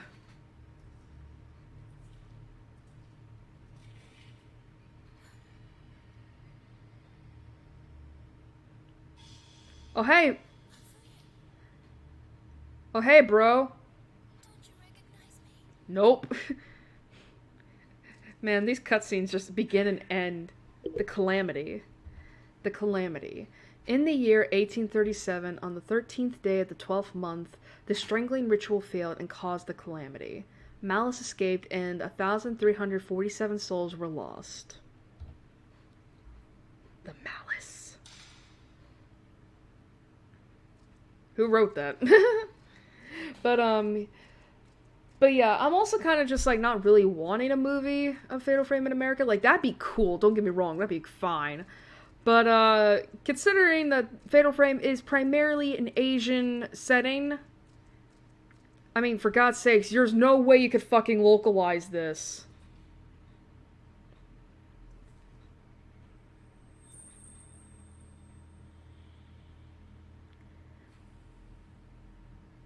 Is that a book? But for real, it's like, you cannot localize this. Like, research scrap. Moon Shrine. The small shrine in the atrium of Himuro Mansion is called the Moon Shrine. It enshrines the maidens who were sacrificed in rituals. Inside the Moon Shrine is an empty well called the Moon Well. The moonlight shines down to the bottom on the night of the ritual. The roped shrine maiden is supposed to purify her body with moonlight at the bottom of the well. The bottom of the well is connected to the basement, and only the maiden uses this path to reach the basement. According to the legend, the first rope maiden was buried in the Moon Shrine. However, no body or documents were found inside. I wonder where the first rope maiden has been enshrined. Shrine, shrine, shrine, shrine, shrine. As I was saying, like, I don't know if I like the idea of a American Fatal Frame movie, because it's like, God forbid, you know, it's like, if it turns out they whitewashed this movie, I would never fucking watch it. Like, I don't care if it's about subject material I love. You don't fucking do that.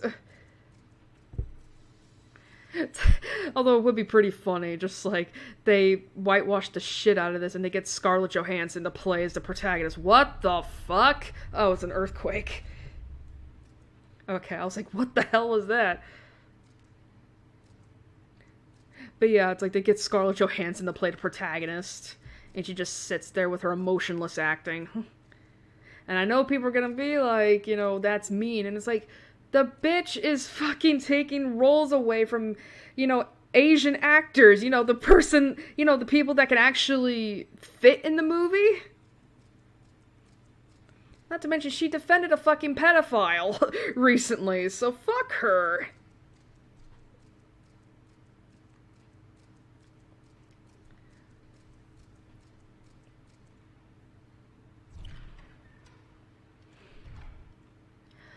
But yeah, if it turns out that the rumors are true that there is going to be an American Fatal Frame movie, they're saying it's in the works already, and I'm like, where?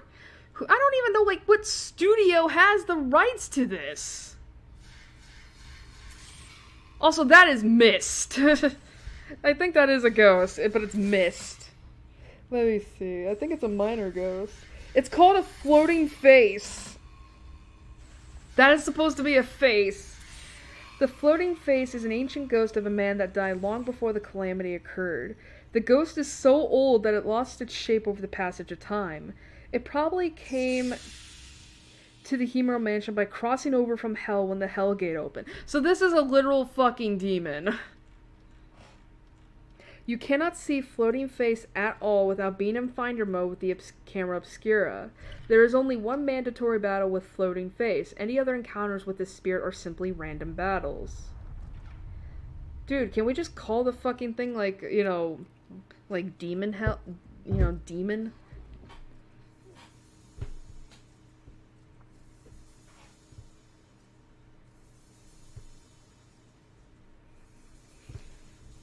Oh man, this stream's gonna be very interesting to look back on. We're almost about to hit 5 hours on this stream. It's almost midnight over here.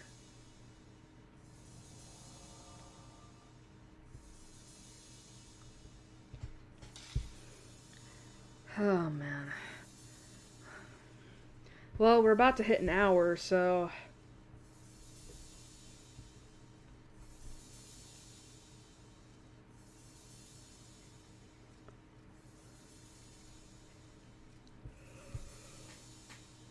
I will admit, this guy is doing really good at getting, like, the, hidden spirits and stuff.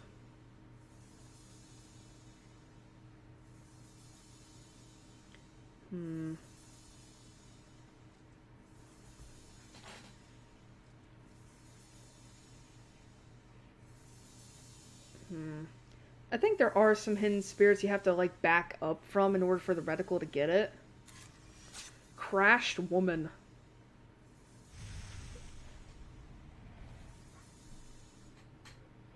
Man, I mean, is it right that I'm calling, like, the camera lens a reticle? I think it is. What other things can I talk about? Because again, this is all... God, and I gotta do this for the rest of this month. Man in Atrium. I think that's the Himuro family master. Oh dear, my back. I might have to get up at some point. Which means there probably is going to be another intermission break.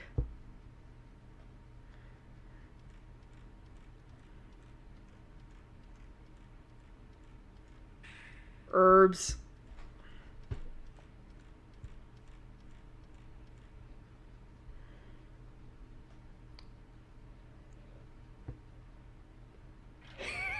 Sorry, I also have my TV on, and I'm just laughing right now.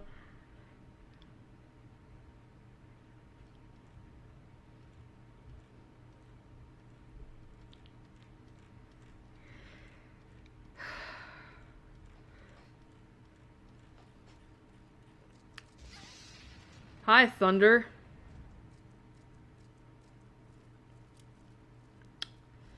There is a lot of fucking places here, aren't there? Seriously, this mansion is fucking huge.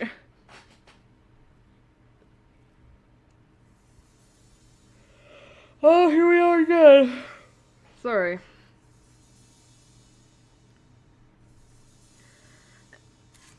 I know people are probably gonna, like, attribute me yawning and just looking at other stuff while in the middle of all this as me not being interested in the game, and it's like, it's not that I'm not interested in the game, it's just that, again, it's like, there's not much to talk about when it's like, without bringing up specifics. And it's like, you don't want to bring up specifics if there's nothing to bring it up to, you know? And I will admit that Fatal Frame 1 is not my favorite out of the games. Like, I think that honor goes to Fatal Frame 3. I really love Fatal Frame 3. Like, that was probably the game I did the most research on. Oh.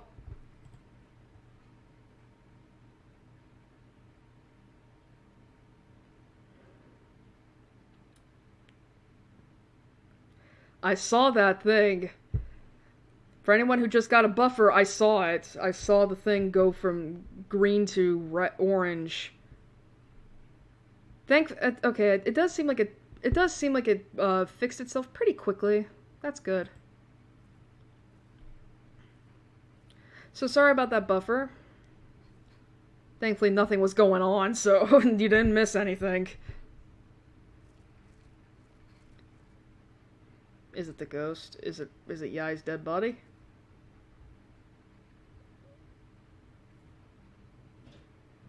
It's probably on the ground, maybe. Oh, maybe not. Oh, here we go again. Oh, here we go again.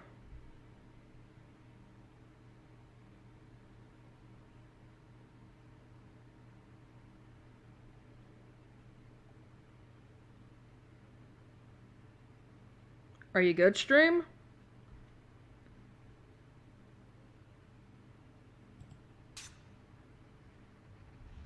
Yai. Well, there she is again. Okay. Again, it's a good thing it's not happening during, like, important moments. By the way, I'm not watching this video in 720, like, it's at 480. Like, it's been at a consistent 480 this entire stream. Anyway, we just hit the 5-hour mark. I think from the way it's going though, this probably will end up the stream will probably end at some point after 2 in the morning. Because again, we still got a little more of an hour to go.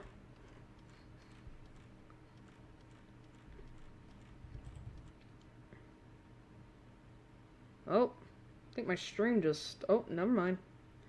Wow, that is going... Man, my stream is starting to do buffers again. Are you good? Are you good? Come on, man. I know I said it was going to be around 2 in the morning when the stream would end, but I don't want it to be 3. Just because this game isn't... I don't understand, like, why my stream is starting to buffer now. I think it could be, like, my computer is starting to fail. It's like, oh my god. Turning Mask Man.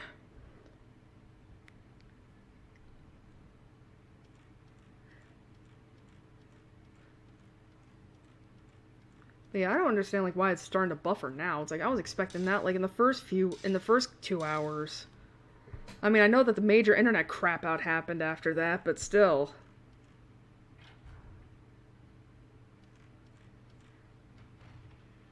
Well, then again, if it just continues doing that for the rest of the thing, I might see what's going on. Again, I don't understand. I don't know what's going on. I mean, I'm just trying to think, like, who could be taking the, who could be using the internet. It's like, Dad doesn't use it. He's probably asleep already. It's midnight. Brody's probably, my brother should probably be asleep. Because he got done with work today. So it's like but he could still be on the phone with his girlfriend. Then, of course, there's my brother's friend who's playing on PlayStation online. But I hadn't had a problem before then. And again, I'm not doing anything outside of this.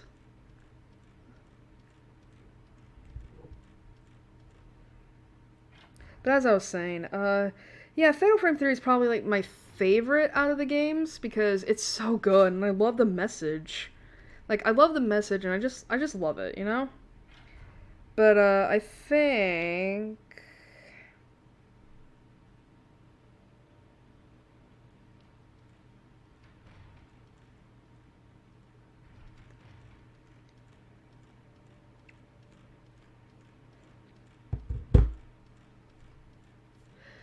But, I think the game, document on binding. Show the maiden no mercy. Cast the rope on her limbs from right arm, then the other. From the right foot, then the other. As the mumbling continues. But, in terms of the 4 games, obviously everyone knows my opinions on the 5th. However, I know people are going to be wondering, like, why do you hate the 5th so much? And it's like, I'll explain that to you after we get through with the 3rd Fatal Frame. Because, it's funny that the 1st, 2nd, and 3rd games are all connected in some way. The 4th isn't. Other than being set in the same universe. But, in terms of how I would rate the 4 Fatal Frame games, 3 is probably my favorite. Followed by 2. Probably 4, and then 1. So yeah, in a way, this is my least favorite Fatal Frame game. But I don't hate it. It's just, you know, there's a lot of problems. There's just a lot of problems in terms of this game. And I'm chalking that more up to, you know, this being the first game in the series. And of course, you're gonna have some problems, you know, when it comes to that kind of thing. So I'm not blaming, you know, I don't know how to explain it. It's like, but either way, it's like, you know, that's just the thing with the first entry of a new series is that, like, it's gonna be rough. Like, no matter how perfect you make it out to be, it's still gonna be rough. But that's okay, you know? Because then you'll have the next, you know, entries into the series to perfect your craft.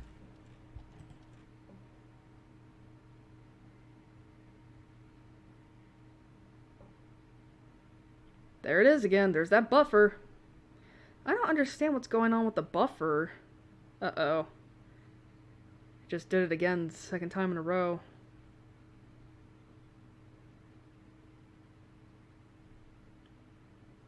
Come on. You're okay. I don't understand what's causing the... Oh, there we go again. I don't understand what's causing the buffer, like... Oh dear. Uh-oh. Stream's probably gonna get cut out at some point now.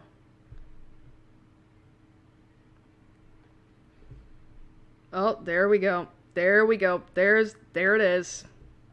2nd internet crap out. Alright, let me see what's going on. The stream is continuing. Bullshit!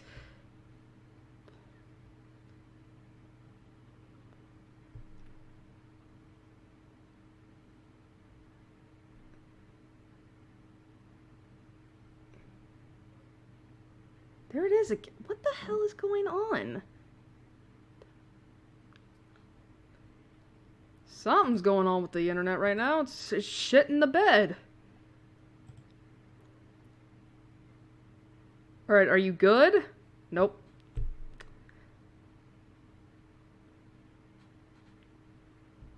Okay, are you good? Come on, it's already after midnight. I want to continue. I want to finish this.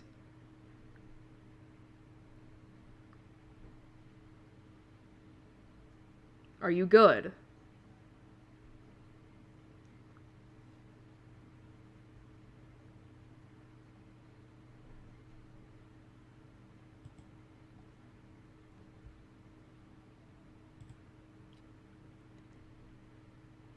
Okay, I am sorry for what's going on right now. I don't know why it's doing this. I mean, again, it's like, I don't understand, like, why it's being bothersome right now. But keep in mind that I am keeping an eye on it. Ceremonial rope.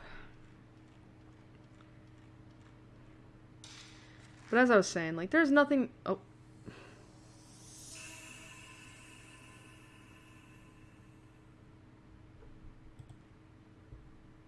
Motherfucker, what is going on with my internet?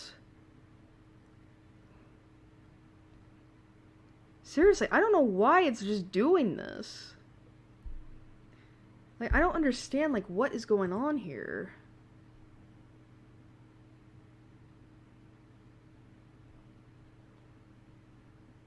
Are you good? Oh, whoops, I'm showing off. Fuck, sorry about that.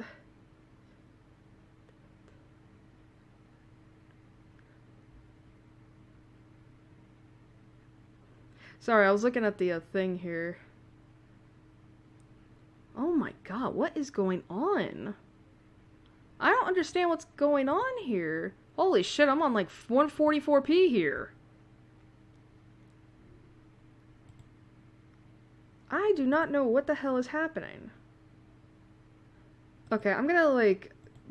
I do have Discord going on. I'm gonna see if maybe that'll do something. Oh dear, there goes the stream again. Man, it's having a hard time keeping up. I don't understand what's going on.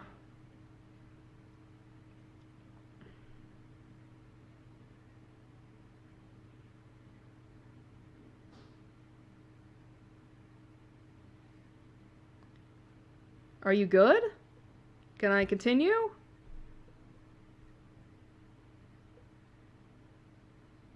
Again, I don't know what's going on. It was doing just... Nope. This is getting ridiculous. Oh god, am I really... Come on. Am I gonna have to fucking, like, restart the stream?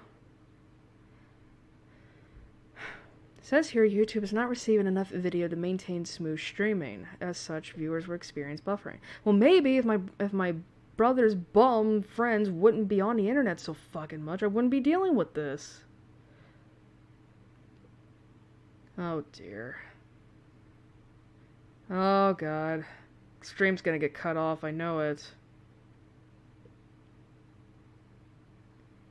Come on. Stabilize, please.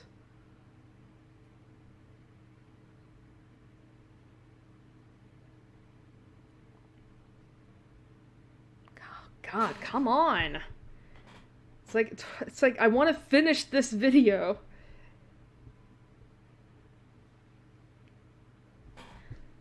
I'll be right back. Something's going on.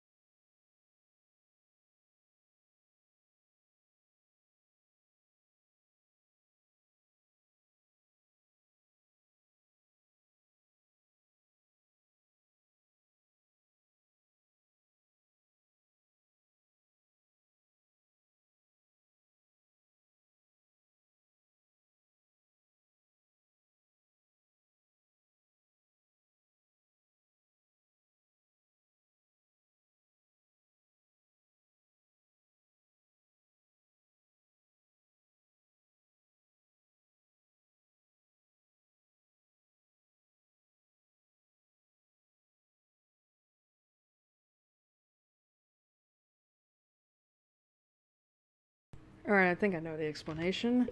Another person is using the fucking internet. Again, it's always two people.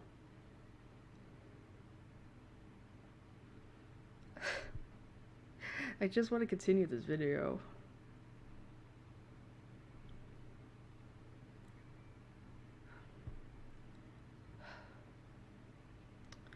For God's sakes, man, I don't want to have this continuing on till like 3 in the morning. I know I'm gonna be up, but I don't want to be doing that, you know? Alright. I'm gonna try and continue this. Try, keyword.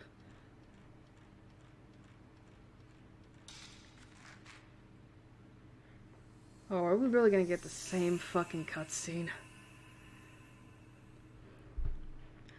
Again, if this continues to be a major problem, I might have to stop the stream and then lower the bitrate a bit. Because I'm on a 1500 bitrate.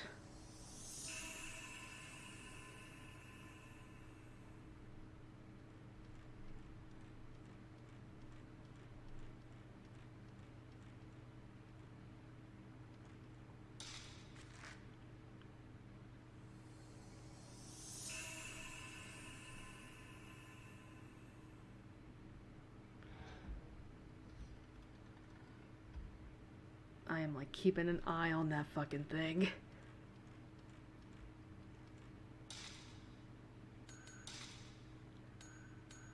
Look, internet, just cooperate with me for a little bit more and then you can take a rest.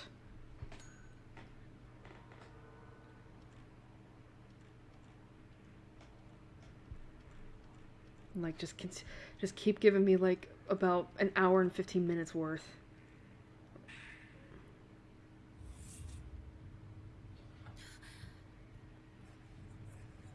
Oh, this is actually fucked up here.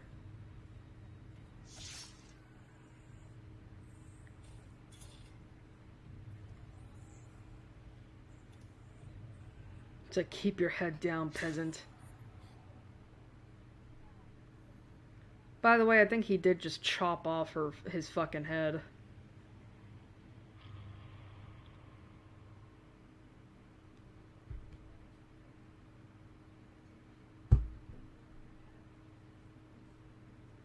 Uh-oh. Okay. That was weird. That is the Himuro family master.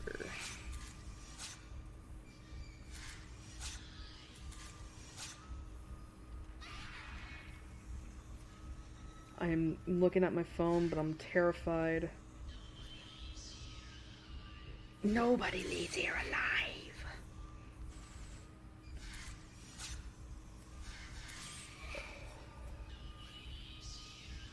I am keeping an eye on that fucking counter right now. Oh, okay, we're not there yet. Not there. I'll probably just... But as I was saying before, internet just decided to take a crap. Again, if you're a creator of any kind, and you...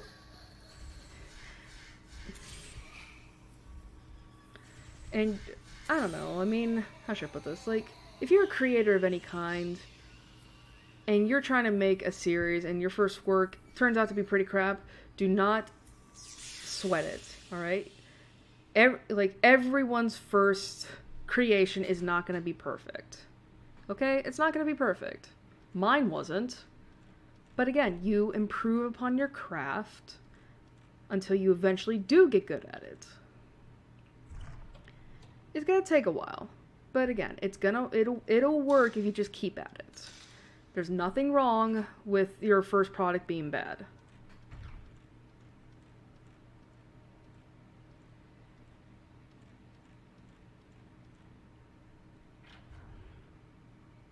I am just keeping an eye on that freaking thing. I think like maybe like once we hit I think like once we hit the final hour, you know what I mean, like I think like once we hit like the 1 hour mark left, we'll take the last intermission break, because I do have to go to the bathroom, and I'll tweet out the stream one last time. And then we're just going to continue on to the end. Also, I don't think I ever explained what the hell the blinding and demon tag ritual were. I should probably do that. Search. Let's do blinding ritual, because that's supposed to come first. Blinding ritual.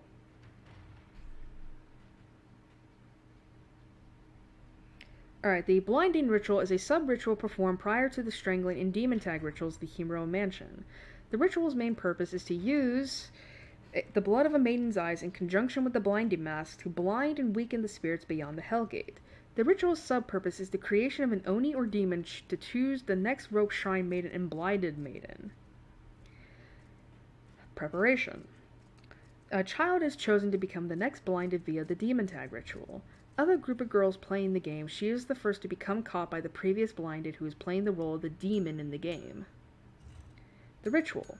Prior to the demon tag ritual, November 26th, and strangling ritual, December 13th, the maiden is taken to the blinding room.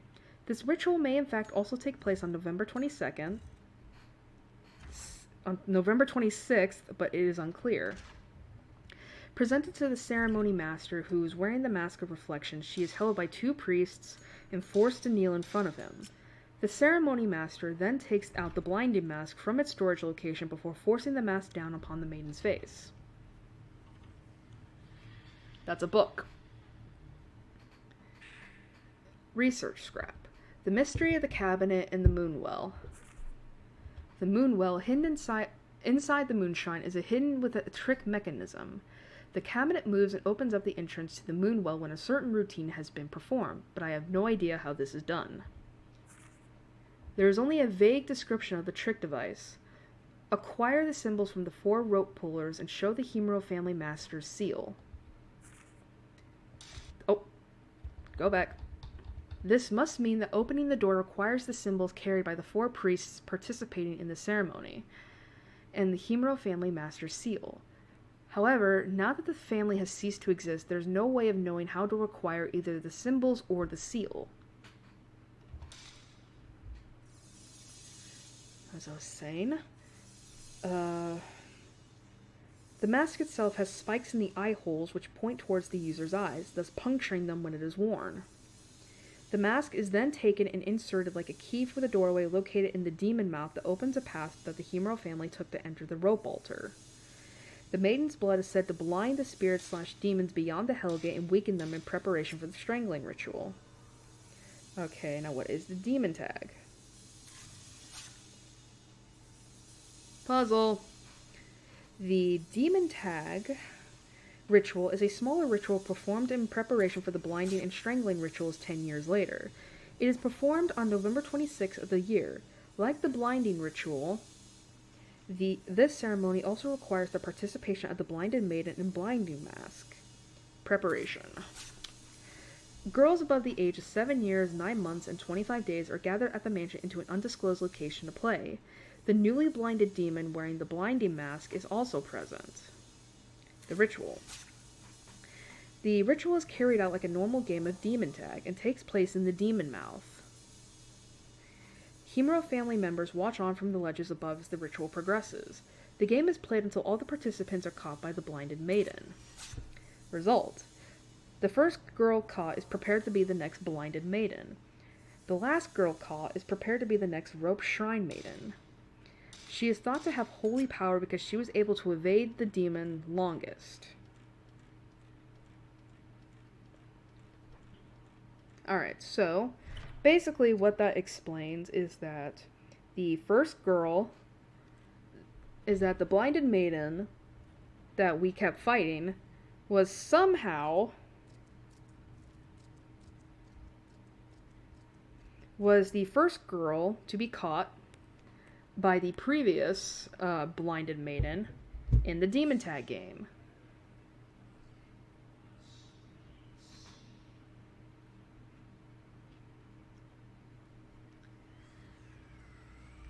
Oh yeah, by the way, this is a headless priest. Oh wait, no it's not. I thought it was.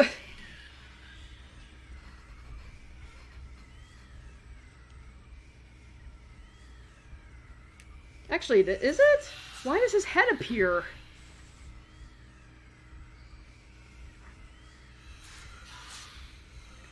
I guess like they don't normally have a head anyway.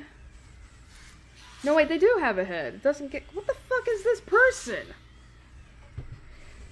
But yeah, so anyway, and the last girl that is caught by the blinded maiden is the rope shrine maiden, meaning that Kyrie and another unnamed woman played the demon tag ritual when they were kids, and Kyrie being the last rope shrine maiden before the calamity, was the last girl caught by the blinded demon. By the blinded maiden, sorry.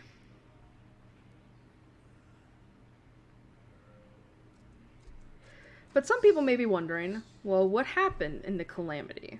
Well, we'll get to find that out in this chapter. Priest's writing. Kyrie has been acting strangely ever since she met the young guest. I do not suppose she is attracted to him. If she becomes too deeply involved with this world because of him, she may lose her potential as a proper shrine maiden. We will have to do something, and quickly. I wonder who this guest is. It's a man. We gotta have straight romances.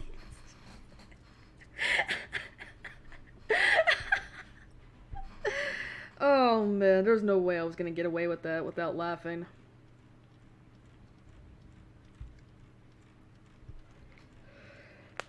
Oh dear, my back is killing me.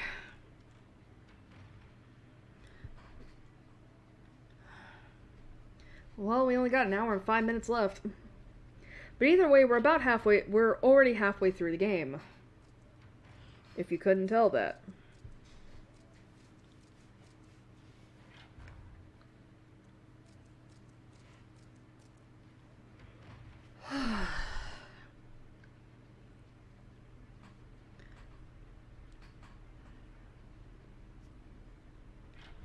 God, my middle finger is just aching right now.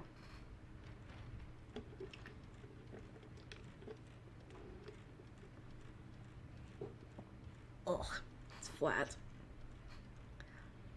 And it's from Wendy's. Like, I love Wendy's fries and chicken nuggets, but it's like, if they didn't make me sick, I'd be eating there every weekend.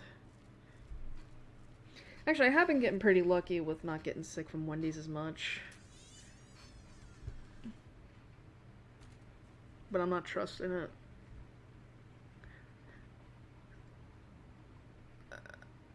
I believe it's the water well, yeah. Hirosaka. Yep, here's Tomoe's body again. Her body just shows up.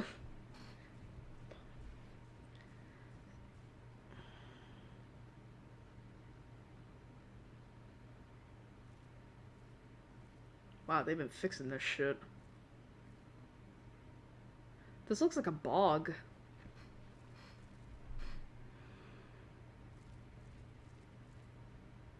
Actually, again, I do think this place is important.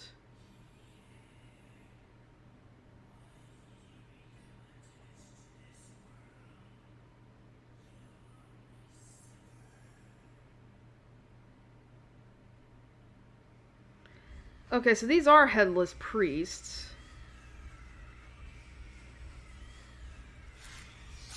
They just get their heads back for whatever reason.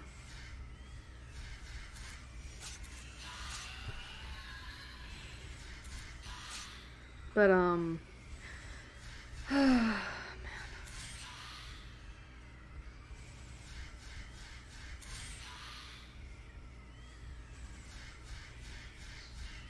Let me see how much look out. Okay. Maybe after this fight, then.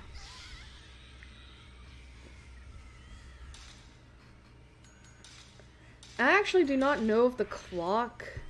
Like, every time the menu opens up, you guys see a clock. I don't know if the clock is accurate to, like, the time that Miku is spending in these nights, or if that's, like, you know, the PS2's game clock, you know?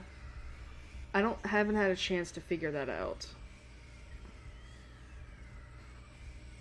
I mean, I'm assuming that like I'm assuming that like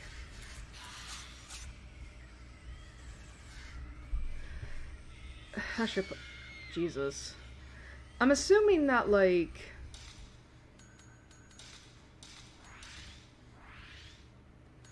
oh my god, this is where you need a sacred water. But as I was saying, like, I don't know whether or not, like... Oh, fuck, I forgot my train of thought. This is what I mean when I say, like, I'm tired. I am keeping an eye on the stream, don't get me wrong, I'm still doing that.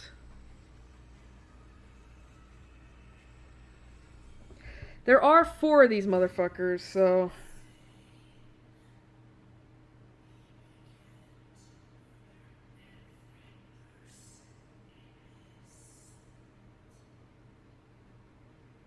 Oh my god, why would you tweet this for me, please? Sorry, I'm looking at my friends' tweets and they're like, what?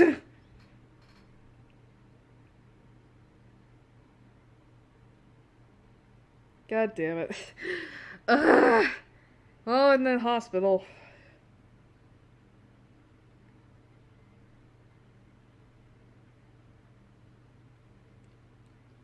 Okay.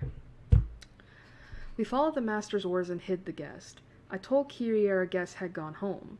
We will have to carry the body far, far away, so that Kyrie never finds out. I felt sorry for the poor man, but what else could I do? We priests must protect the rope shrine maiden at all costs. So you just killed a man. We just killed a man. Better. It's a good thing that murders didn't exist back then.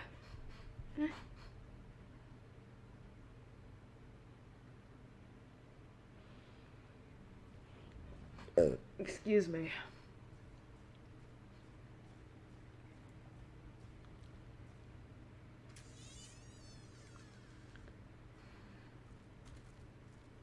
Are we in the last hour yet? Alright. Okay. Alright. Plan. Gonna be taking a quick bathroom break. After that, we'll be...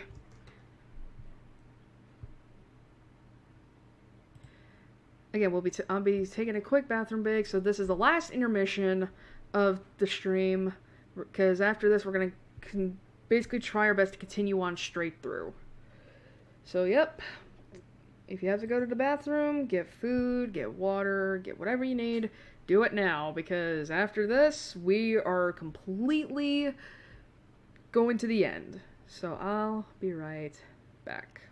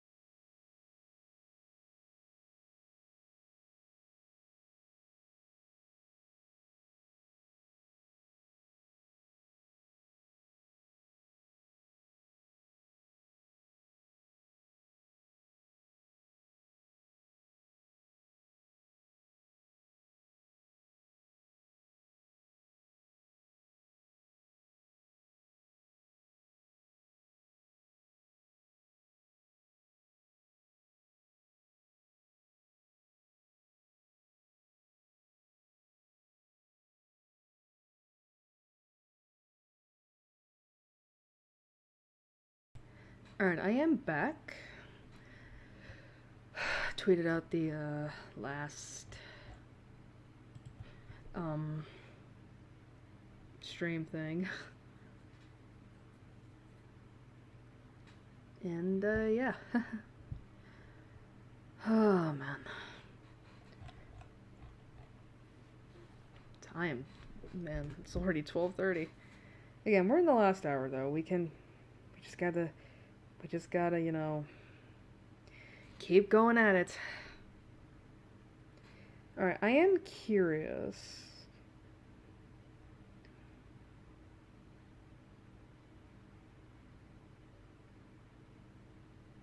Ah, okay.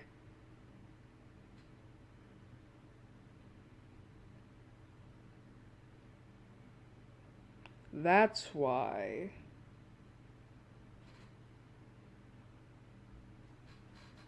Is that what I was thinking of? Oh, no, it's not. No, it's not. Okay, no, it's not who I was thinking of. I swear I thought that bog was like... You know what I was thinking of? Also, have we encountered this ghost?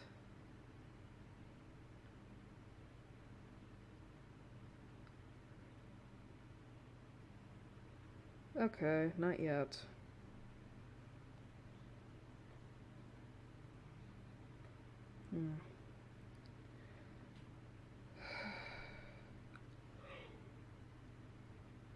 Sorry, I'm still a little tired.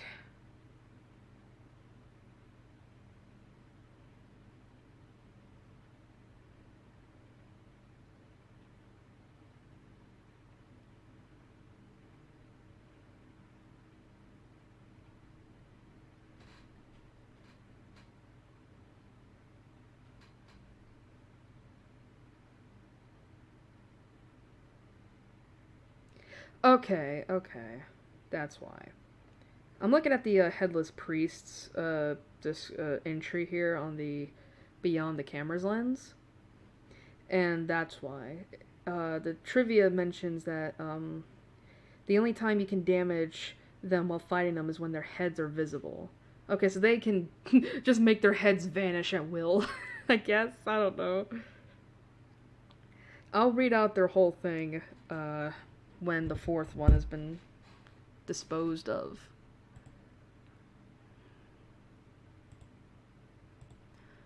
Oh, man. Decided to take a quick look at my awakening thing. I think I mentioned in the Carmilla live stream that I was playing Fire Emblem Awakening. I think like shortly before Shuya disappeared, I stopped playing it. And it wasn't until like a couple days ago that I started picking it back up again, and I am nowhere close. Because basically what I was trying to do is that I'm already past the 2-year time skip. So yeah, baby Luce is born. And I'm basically supposed to start chapter 12, but I'm basically trying to get Livy or Olivia. I just call Olivia Livy just because it's adorable. Up a few levels. She's currently at level 6, I believe. So I'm just trying to get her leveled up before I start on the next chapter. And it's not that it's been difficult, it's just like Livia sucks when it comes to attacking. And it's just like trying to figure out what the fuck isn't gonna kill her in one hit, you know? But again, it's been going well. Trying to also get like supports up. Haven't really gotten any supports outside of I did get Maribel and Lissa. The last support I got was Frederick and Virian. That was kind of funny. That was a funny support, just conversation, because it's just like Frederick notices that the dagger that Virian has was from from a House of Clave, I think, and Virian just basically tells Frederick that he fucked the woman to get the dagger, and it's just like Frederick's like looking at him like, how many allies has this man made by fucking their ladies and all that?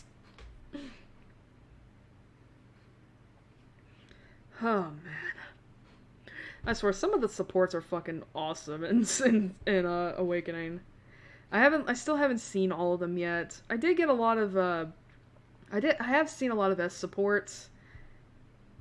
But I'll talk more about that when I get to the end of the game. Anyway, I think we're good. Right?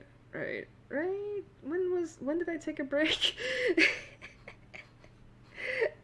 When did I take a break? That gnat is currently hitting my light bulb like it's nothing. Like, can you hear that?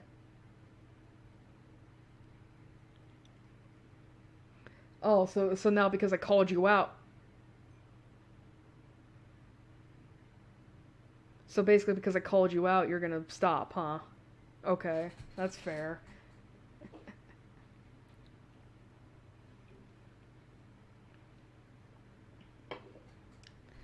Anyway, are we ready? I think we're ready. Let us finish this for once and for all. Alright, so let me... Alright. Then the internet shits the bed. It's like, fuck! You know, speaking of Fire Emblem, I wouldn't be surprised if someone asked me, like, you know, oh, have you played Three Houses yet? And I'm like, here's the thing. I'm not saying it's a bad game. I don't care about Three Houses. I honestly don't. I mean, seriously. I'm only interested in playing Awakening and Fates, eventually. I have no interest in Three Houses. And again, I'm not saying it's a bad game. I don't know what the quality of it is. A lot of people are saying it's good. But again, I don't really care. Like, it doesn't interest me. It doesn't appeal to me.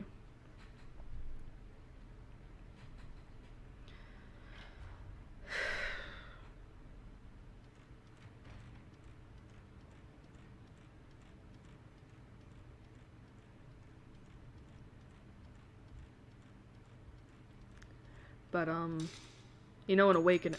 But yeah, I mean, to be honest, Awakening's kind of really fun.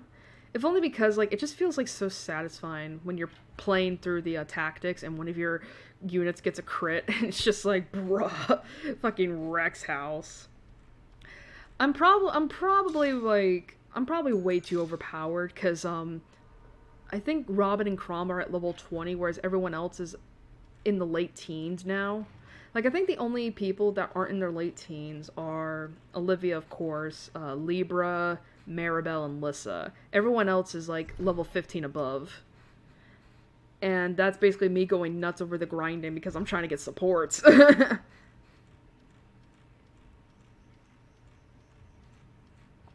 mean, and I know that the whole thing that's like, you know, you shouldn't overgrind, Airi, and it's just like, let me play the game how I want to play it.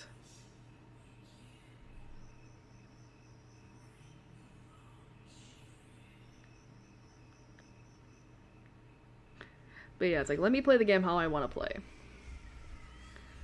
I mean, and besides, like, to me, it's like, overgrinding does not make the game less fun. I still enjoy seeing the animations. Even if some of them do get a little drawn out. Like, I think the only animation I don't particularly like is none of the, units, by the way. It's, like, one of the enemies. It's the goopy enemies, you know, the ones that rise from the ground in a pile of goop. They take way too fucking long with that. They drew that animation out. And I hate that. I just basically hit the fast forward button whenever it happens.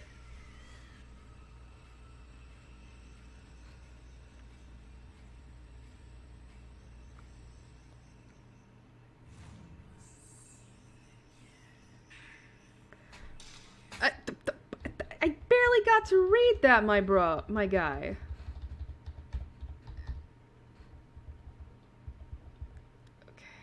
The ritual failed. The mansion is filled with the malice. And that malice has made the master lose his sanity. Who would have thought the calamity would happen? It's all over now. There's no telling what will happen unless we find a way to close the gate before it...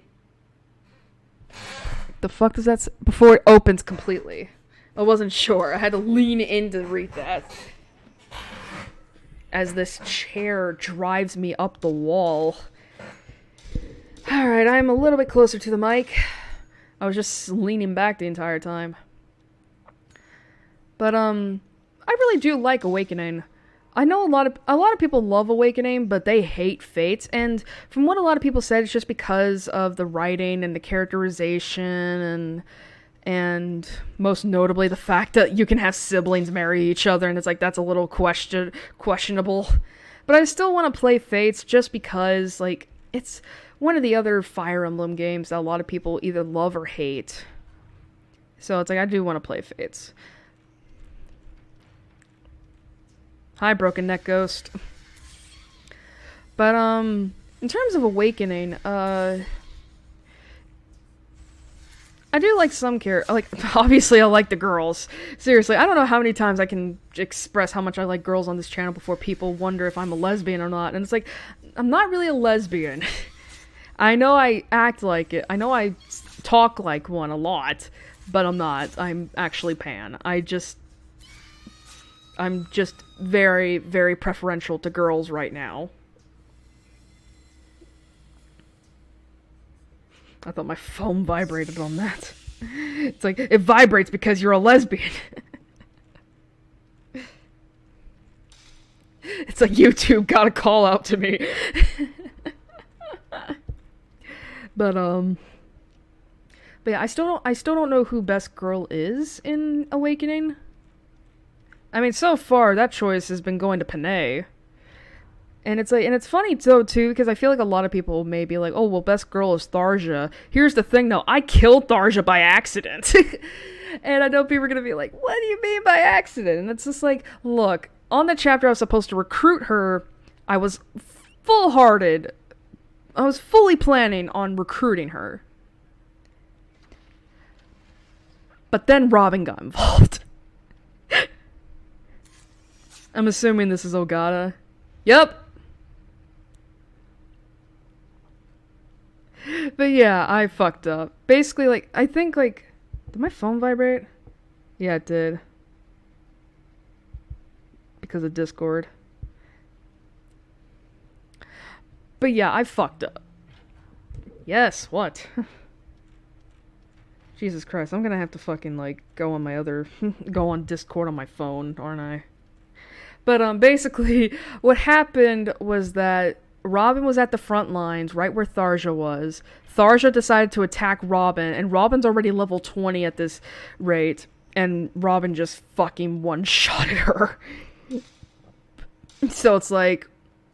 And I hadn't saved before that, so I was like, whoops. I mean, again, I'm not sad over that. Like, I don't particularly care for Tharja. Like, I'm obviously not into girls that were made mainly for sex appeal. I just don't like Tharja. I just don't... And because Tharja is sex appeal, I don't like that. You know? I just don't like that. But it does present a problem because of her daughter, Noir. If Tharja's not alive, but Noir still is, I just probably fucked her existence. So it's like, whoops. I mean, I did forget to recruit another person. That was Calum? Whoever that knight is that's apparently so boring that, you know, no one seems to give a crap if he's there or not. I forgot about him. I didn't think I had to talk. I thought he was already on my side. I didn't realize I had to talk to him. So it's his fault, if anything. Blind demon.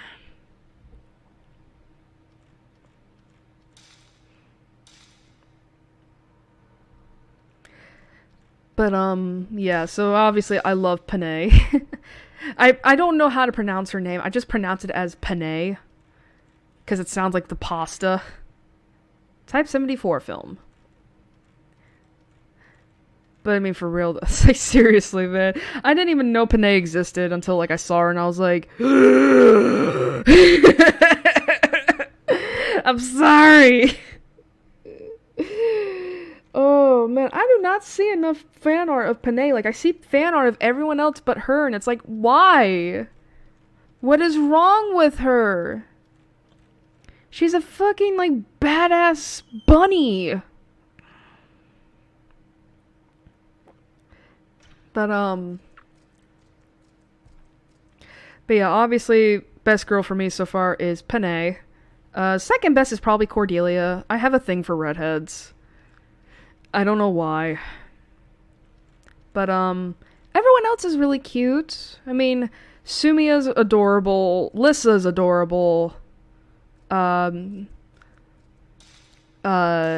swear I keep forgetting people. Who else? I know there's Maribel and Sully, but I'm not into Maribel just because I'm not into the characters. And it's not Maribel's fault specifically. I'm just not into the noble girl archetypes. And Sully I feel like can be adorable when she wants to be. I just think she's a little bit too crass for my type, you know? Not her fault though. Who else in terms of the females? Oh, Naui. Naui's cute. But the thing is, though, is I kind of, like, have, like, a love-hate relation. I shouldn't say I hate Naui. I don't hate her. I think the thing is that, like, with Naui is that, and this is kind of be going into discourse territory, I do not like her design, like, in terms of the clothes she's wearing. Like, in terms of her color palette and her design, it's fine, you know? I will admit, I do kind of like the whole, like, green and blue with the pink. That's fine. It's just that the thing is that, like, she is wearing, like, I don't know what the fuck kind of top she's wearing, but all I know is that it covers her nipples, and that's about it. Like, it just shows off her, like, flat chest, and it's just, like, she looks like a kid. Like, she looks and acts like a kid. I know she isn't a kid, but she looks and acts like one, and that top does not fucking fit her.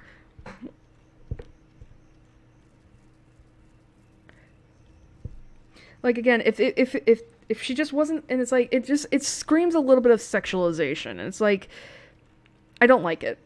It's not Naui's fault, though, it's the designers. Oh yeah, I keep forgetting about, like, I told you, there's so many characters in this one fucking game. I love Olivia. She's adorable. She's cute. She's adorable. But I will admit that even she's a little bit sexualized, which is really contradictory to her personality. But I don't want to get into that. And Muriel. I find her boring. Seriously, Muriel is fucking boring to me. I'm not into the whole, like, you know, intelligent girl that loves to use big words. Like, I'm not into that. I don't like that. It's a little bit too unnecessary for me. But in terms of, I think that's about all the girls. I know I met Cherish, but I don't know what she's like outside of the glimpse I saw of her, so I'm not going to put her on the list. And obviously there's the kids and Lucina. Oh yeah, Lucina's adorable. I love Lucina. She's one of my mains in Smash. But in terms of... But yeah, I'm not going to say anything about the kids because I haven't seen them yet. But in terms of the guys, I don't know who best guy could be. I'm not interested in the guys. I mean, Crom's adorable. Seriously, I did do Crobin for my first S support. And holy fuck, man. That S support for Crobin was adorable. It's just like, Crom's freaking the F out.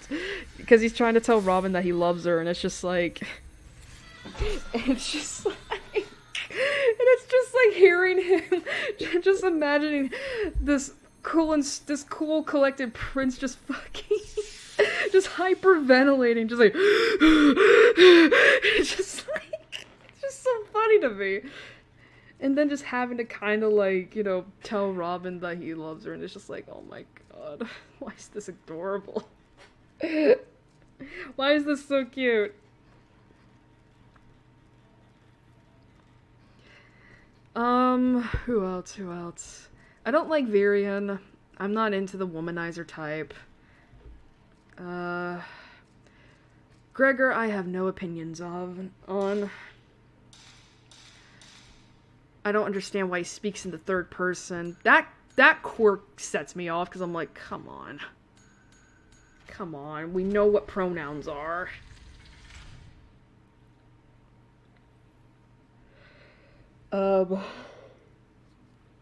There is Long Q. I do kind of like Long Q. I do kind of like him. I don't know a lot about him, surprisingly. Probably because I don't have him support. Probably because I don't really have him pair up with a lot of other people outside of his S support. The fuck was that? Libra I have no opinions on, but that's just because I don't know him well enough. Frederick I like. I thought his relationship with his S support was adorable. And it was just so sweet.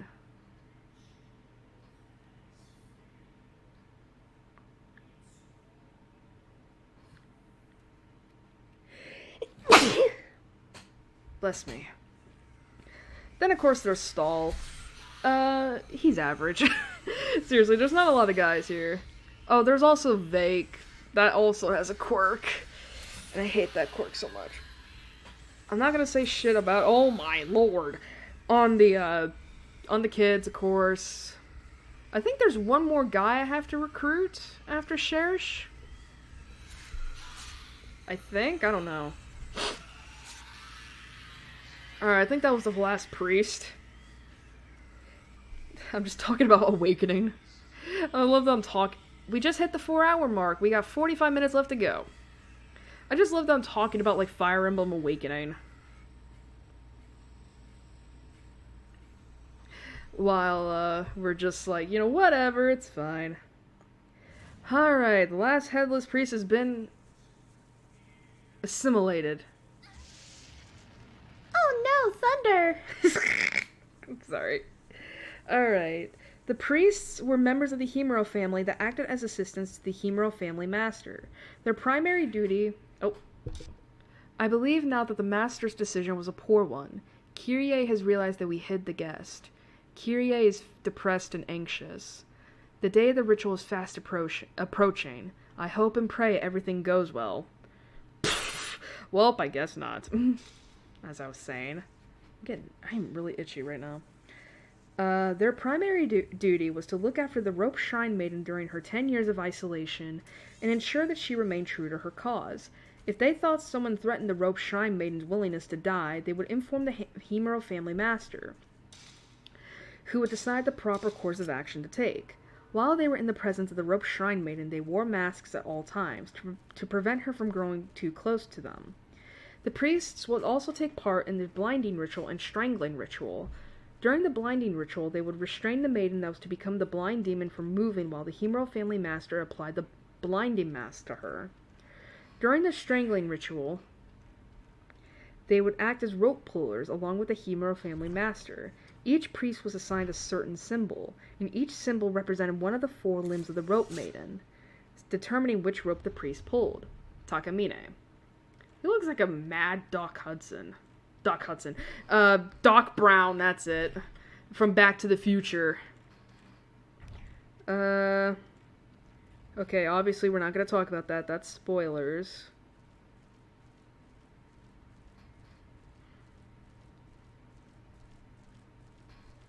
Oh, that's it. Okay.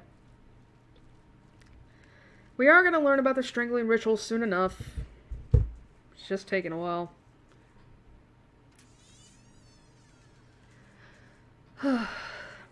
Anyway, we're about to hit 6 hours on the stream here. And there we go. And it is now 1 in the morning. I hope no one's mad.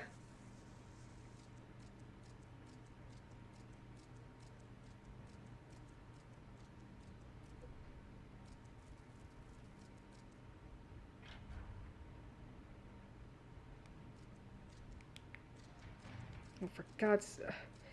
I need a new phone. But I don't have money.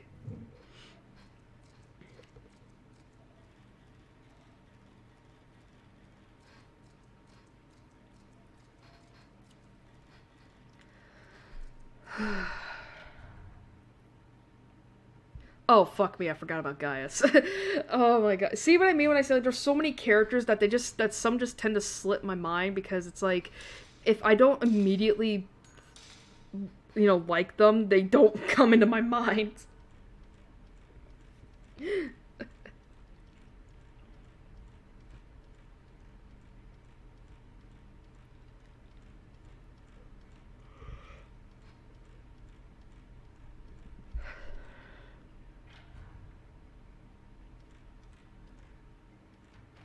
I think the only person left is the Himuro family master.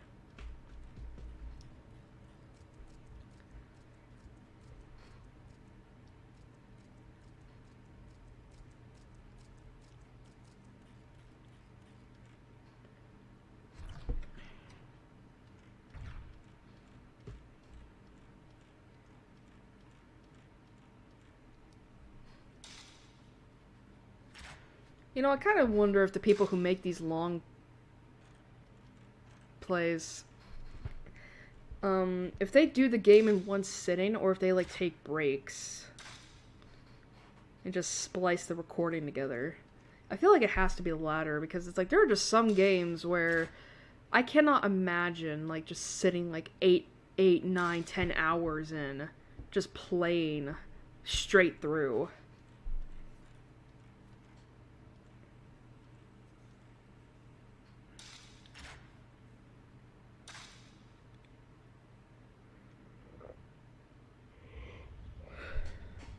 Excuse me.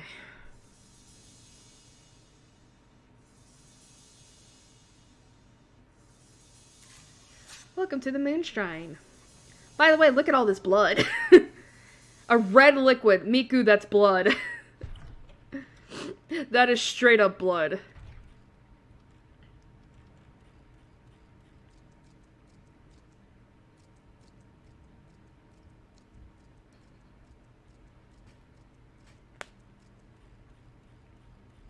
Oh, jeez.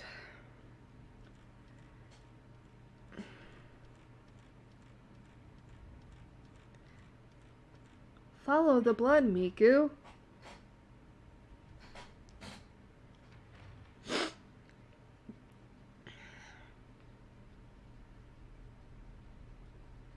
Make sure it isn't.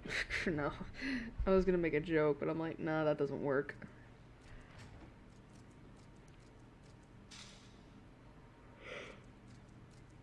Wish I could stop yawning so much. Like, I know I'm tired. I don't need to be reminded of it daily.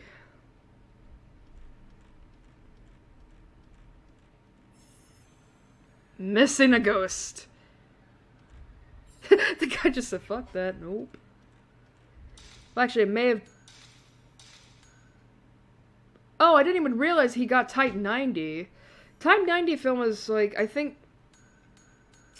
about the strongest film in the game. I think. That's basically Type 14 Mark 4. Mark 3, sorry. I thought there was, like, Type 0 film. Or is that only available in later games? Type 0 film... Oh my lord.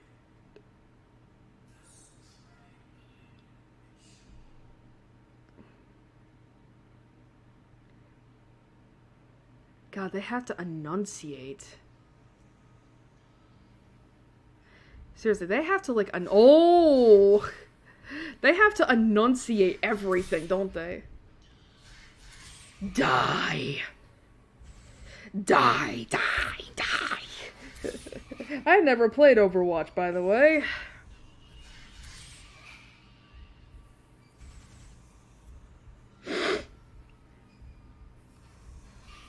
I just know that's what a Reaper's like. Isn't that like the line that Reaper says whenever he activates his ultimate? I think it is. That's the photo. Motherfucker. I hate that so much.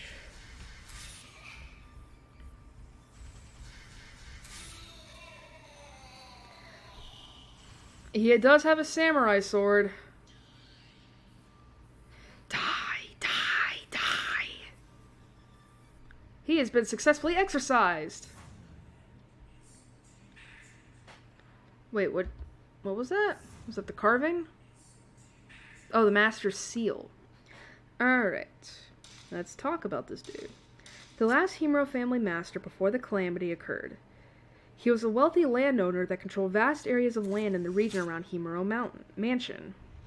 Family Master. God, his mask is basically the Hanya mask. Like the family masters before him, he led the performance of the rituals that took place in Himuro Mansion. These rituals included the blinding ritual, demon tag ritual, and the strangling ritual. During the blinding ritual, the family master applied the blinding mask to the blinded. The family master wore the traditional mask of reflection at all times during the performance of these rituals. The mask of reflection changed into the face of an angel or a demon's facial expression depending on the nature of the one who was wearing the mask. In his case, it changed into that of a demon, better yet known as the Hanya mask. Let's see. It is saying here that he killed the four headless priests, the disembodied female head, evil woman, stationary ghost of a Himuro family maid, and the blinded maiden. However, they do have possible victims, which is Truthbinder, Smirking Man, Girl Turning, and Broken Neck Ghost.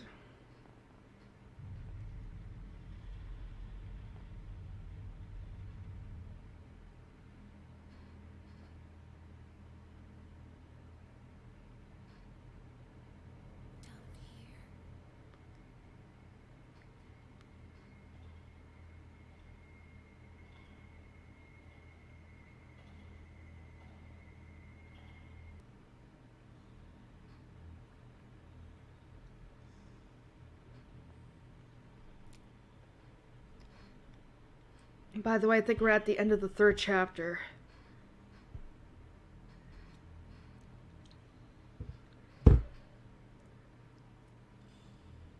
I think, I don't know. There's the body of the first Shrine Maiden.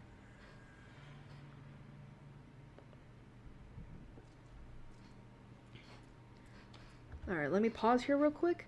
The demon face the mask of reflection turned into to reflect the family master's nature is known as a Hanya mask, a traditional Japanese no mask that represents women who turned into demons through jealousy or anger. Only women? I didn't know that. I mean, I only know about the Hanya mask because of Majima from Yakuza. He has that on his back, tattooed. The mask contains 2 sharp bull-like horns, glaring eyes, and a leering mouth split from ear to ear. The character from his seal in the teal carving and the character on the door in the demon mouth is marked on the forehead of his mask. The family master has 3 floating heads around him. No doubt they were among his victims. In battle, he can send these heads flying towards you, which distort your vision if they hit.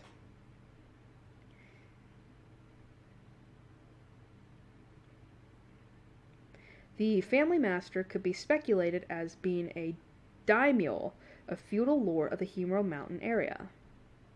And everything else is spoilers.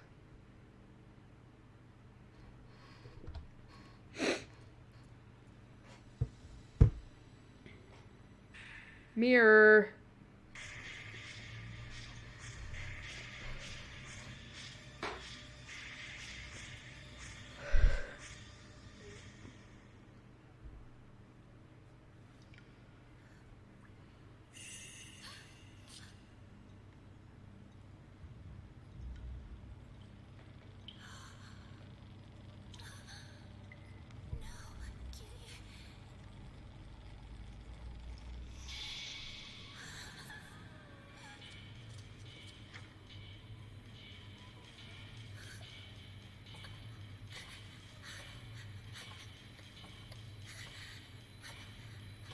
Doesn't climb up fast enough as the souls of the damned try to get her.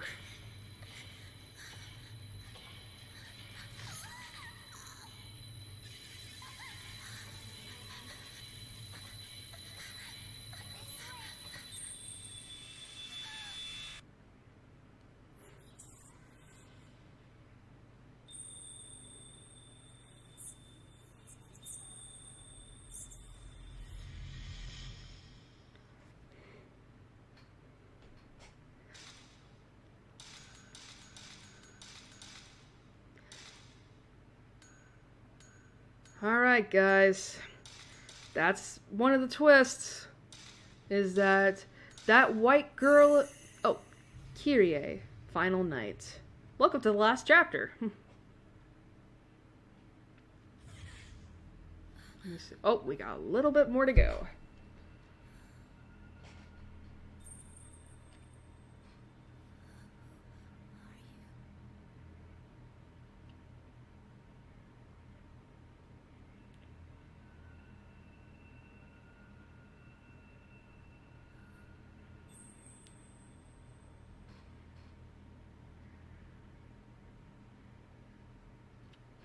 Alright, so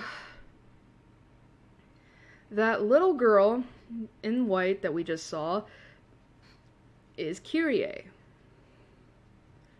I don't know if they're ever gonna Koto's sheet music.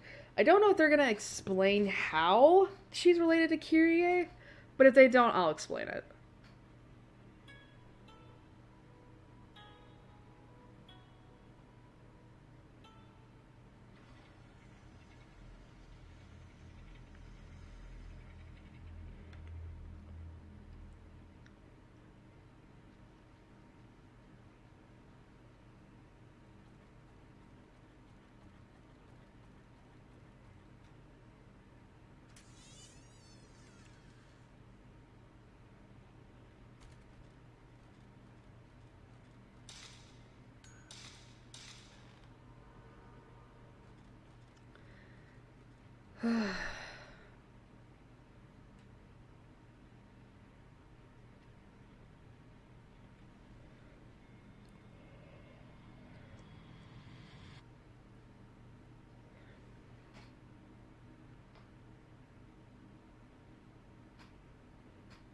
Man, I'm getting hungry.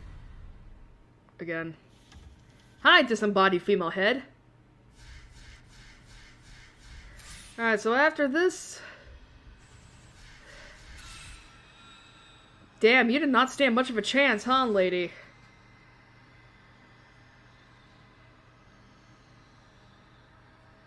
Yay!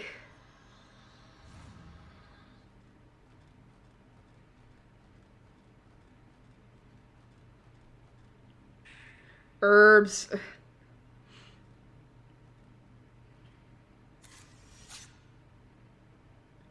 Long hair woman. Long-haired woman. Oh, man, I think I've lost my train of thought.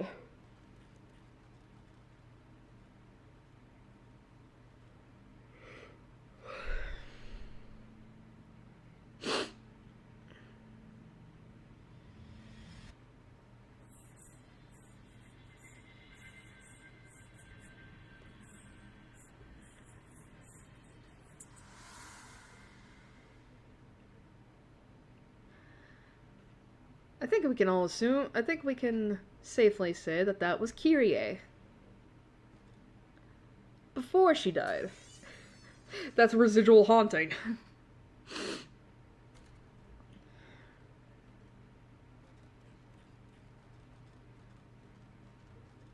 Whoa, that's a weird camera angle.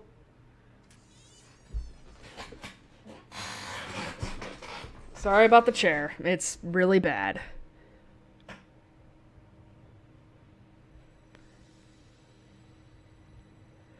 Another save point.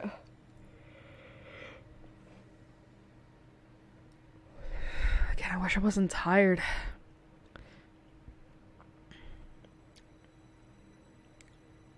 Oh my god, my nose is stuffy.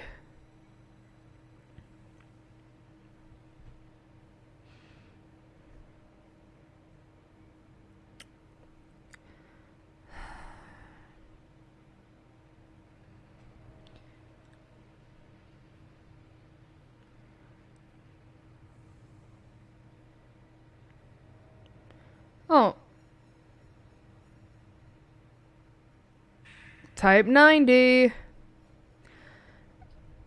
Okay, I think this is the, what room is this? Oh, is this the, I don't remember. Truth Binder. That looked like a developer. That looked like a developer who was just like, resting bitch face.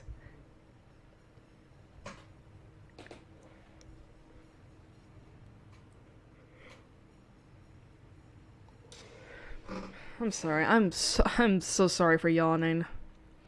But like, we're almost done with this game. I just gotta get through it. We got less than 30 minutes to go. Well, at least on this video. By the way, have I ever said that this game has multiple platforms? It was actually, I think it was only released on the PlayStation 2 and the original Xbox. Apparently, on the original Xbox, there is a ghost you can only encounter in the hardest mode possible, and his name is Toki Tada. I don't know if it's really necessary to mention him because he doesn't appear in this game. At least not in this platform.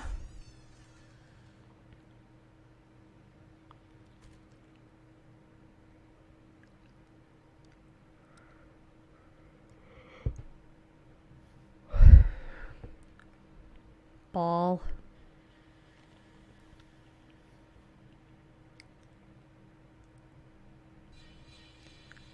There's little Kyrie.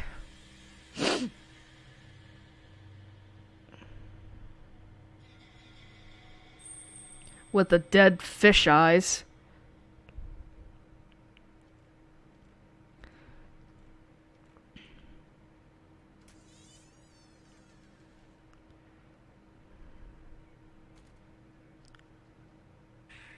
Kyrie's diary. Today is the day I get to walk outside. I was walking in the mansion's atrium when he suddenly appeared from out of the guest room. It's the first time I've talked to an outsider since I came here. It was so much fun. He came to see me. He let me out. He let me out of the room and we went outside. He taught me the names of all the flowers. Everything about this is so new to me. My face got hot again today, but I didn't want to hide this time. Well, what do you know? She fell in love. That's a common occurrence in this series. More Kyrie's diary. He came to see me again today. The chief priest said we mustn't go out into the garden, so we just stayed in the room and talked. He told me so many interesting things about the outside world. I feel so happy when I'm with him. So very, very happy. I walked in the garden with him today. How beautiful the cherry blossoms are. He's taught me so much since we've met. I never even feel lonely anymore. There's a mirror piece. Kyrie's hairpin. Go back to that? Maybe it was Kyrie's, that woman in the prison?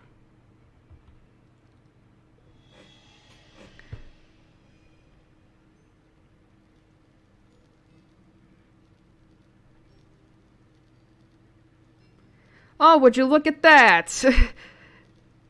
Her lover looks like Mafuyu. It's almost as if they've been reincarnated.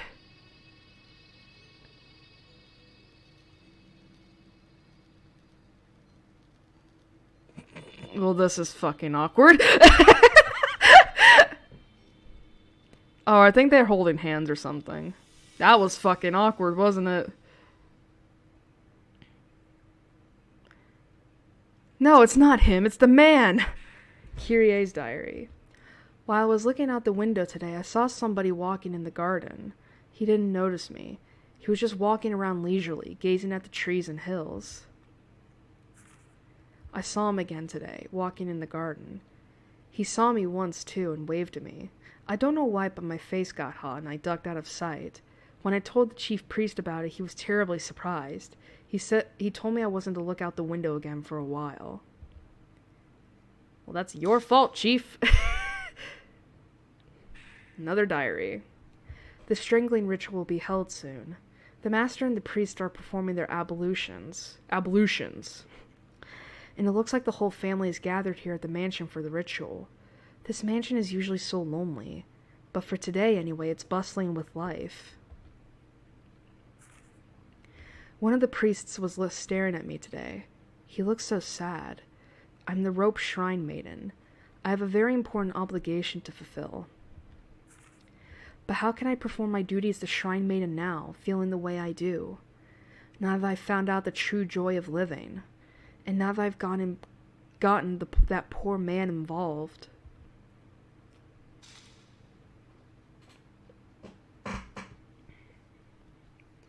So yeah, basically Kyrie fell in love with someone that came at the mansion at one point. Hi, Kyrie. And the priests killed him. Whoa, I've never had that happen before.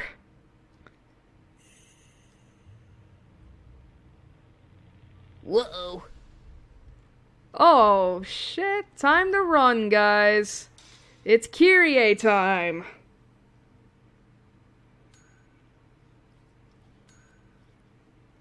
But yeah, I think they do talk about the strangling ritual at this chapter.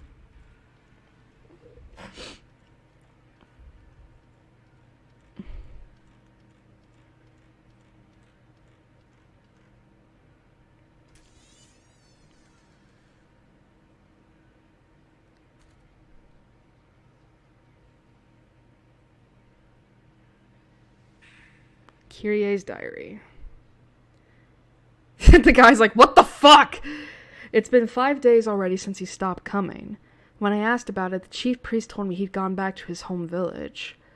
Why would he leave all of a sudden like that? Especially now when I soon won't be able to see him anymore at all.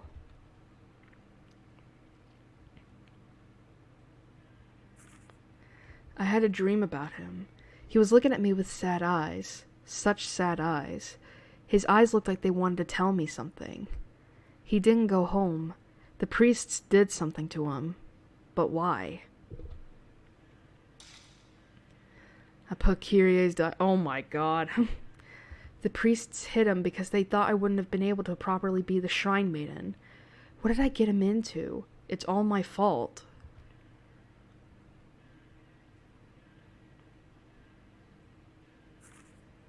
I just wanted to be with him.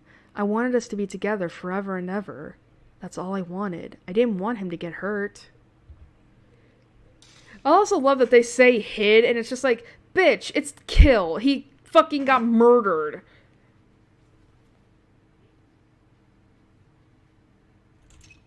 The door is nailed shut.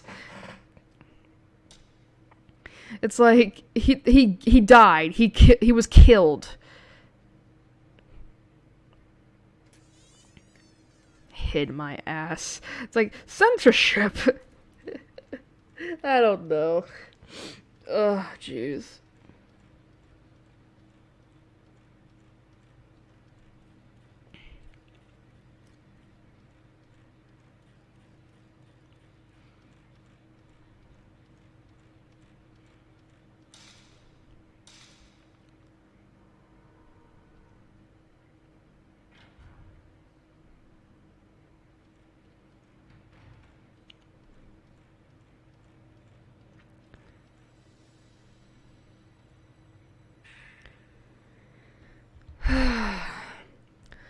The mirror, blessed... Okay, priest's manual. The mirror, blessed with the 5 gods' protection, repels disaster. When the gate opens, stand before the mirror rock, which is in front of the gate, and point the mirror at the gate. Then seal it with the maiden's robe. All elements mentioned above must be present for the rituals to succeed. We must prevent the calamity at all cost. That is the God-given duty of the Himuro family. Well, that didn't happen. Oh, jeez. Priest's Manual 2.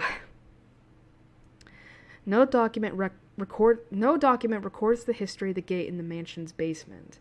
The Himuros have been given the duty of protecting the gate. They built a shrine on this land to perform the rope ritual. We must prevent the calamity at all costs. That is the duty of the Himuro family.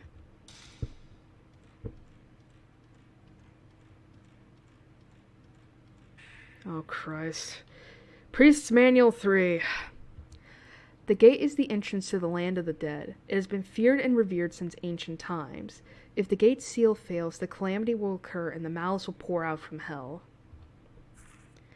The souls of those touched by the malice are bound to this world and cannot be saved. We must prevent yeah, that's basically the same shit. I am tired. I want to die. God, am I allowed to take a drink?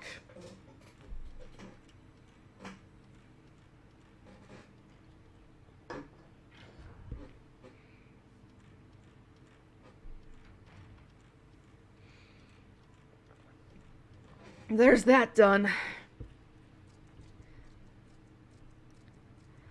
Man, we're almost at 6.5 hours. Oh my god, we got almost 20 minutes left.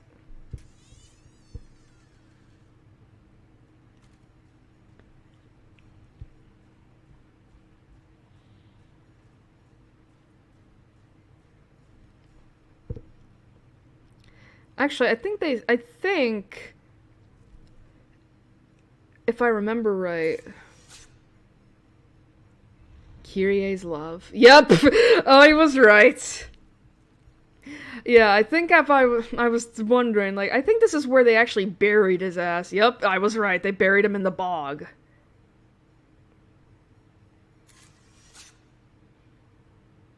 Burden Man. With another resting bitch face of a developer.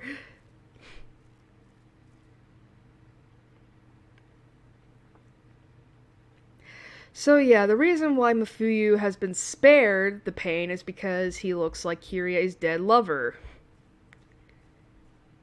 I don't know whether or not it's because of reincarnation or not, or whatever, but okay. But anyway, I know, you remember when I said that, oh, wait a minute, the big bad fell in love. That's an occurrence in every fucking game. I think except for 4.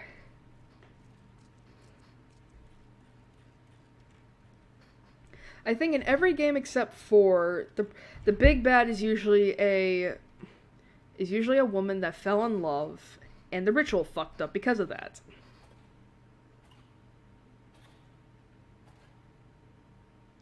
That is the same cutscene we saw in the last chapter.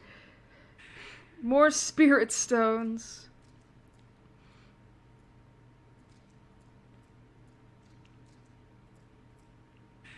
Sacred water, which you haven't been using at all this game. But then again, it's probably for the best. Save state, station, point, whatever. I'm tired. I know, I'm acting like this game is just sucking the life out of me. And it's like, it's not that. It's just ridiculous. Use the hairpin.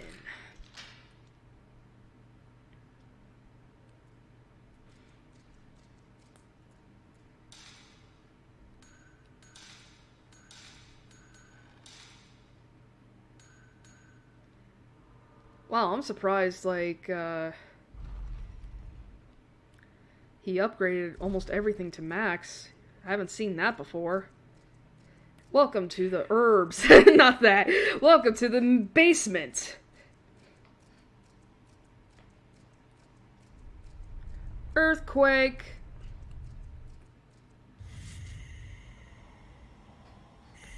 Welcome to the procession line, everyone.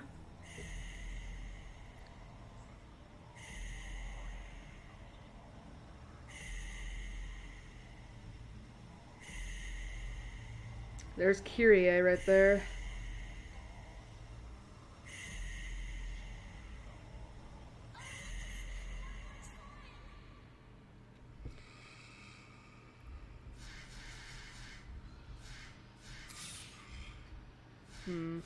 Actually, there is one more ghost we have not seen yet.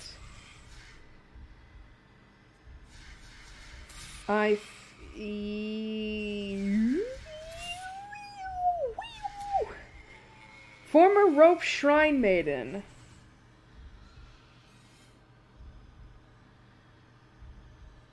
Oh, it says here she's first encountered during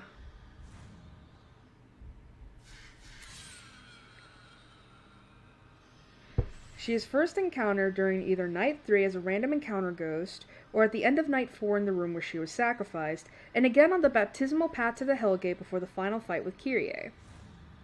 The former rope... Oh, that's a spoiler. That's a spoiler. I'm not gonna say it. Fans have speculated that this ghost could be Longarm's daughter. During the battle in the rope altar... Blah, blah, blah. Let me get Kyrie up.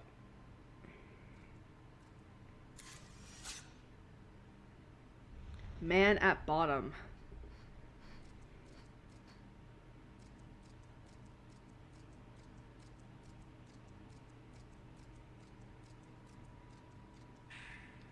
Mifuyu's note. Dear Miku, I know it's weird, but I see you sometimes here in the mansion.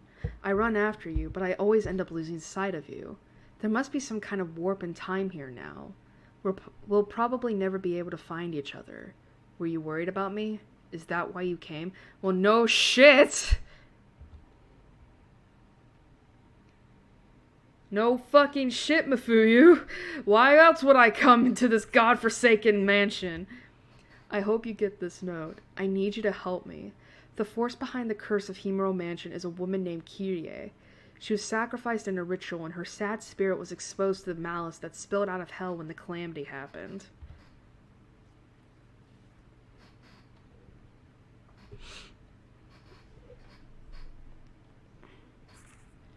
Now she's a miserable creature that taints everything she comes into contact with.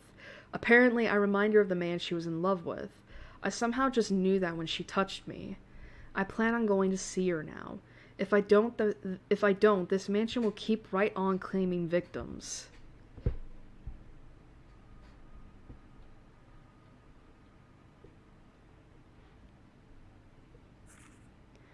Kyrie laments her ill-fated life, but at the same time, she also regrets not having been able to fulfill her duty as the Shrine Maiden. I saw the image of Kyrie as a child. She was looking for somebody to help her other tortured self.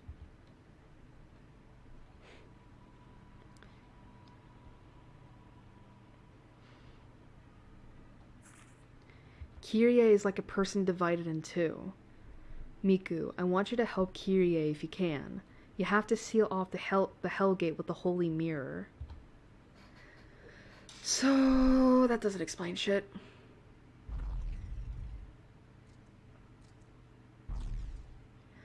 Alright, so this...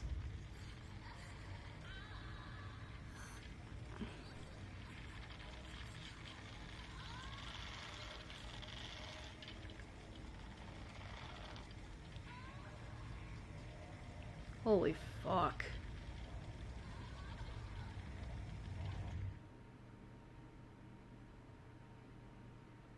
By the way, this is a fucked up ritual.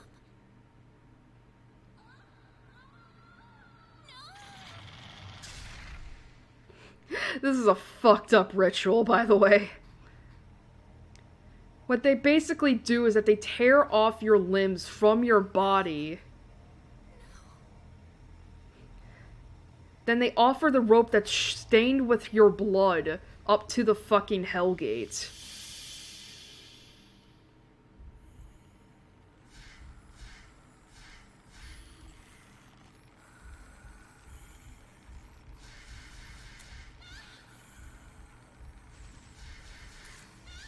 I mean, you don't really get to see the ghost as to what happened, but in Fatal Frame 3, you get to see exactly what these people would look like after this ritual.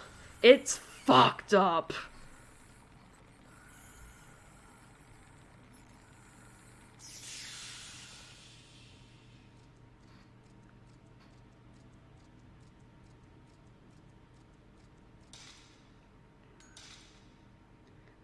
This is the rope altar. Get the shiny, get the shiny, get the shiny. 6 vengeance. 6 vengeance. The 6th vengeance has occurred.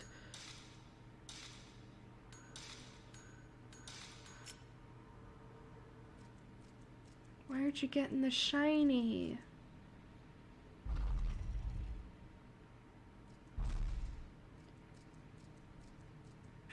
Herbs.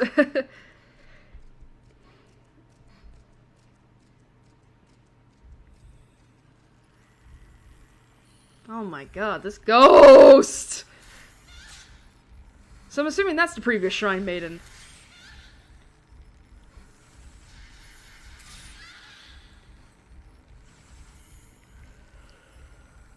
Holy fuck, that was fast! Holy shit! Okay, that's just cheap.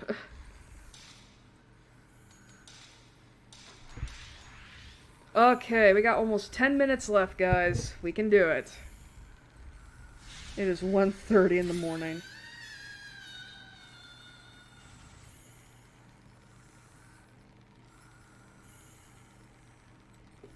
Now are you exercised? Yes.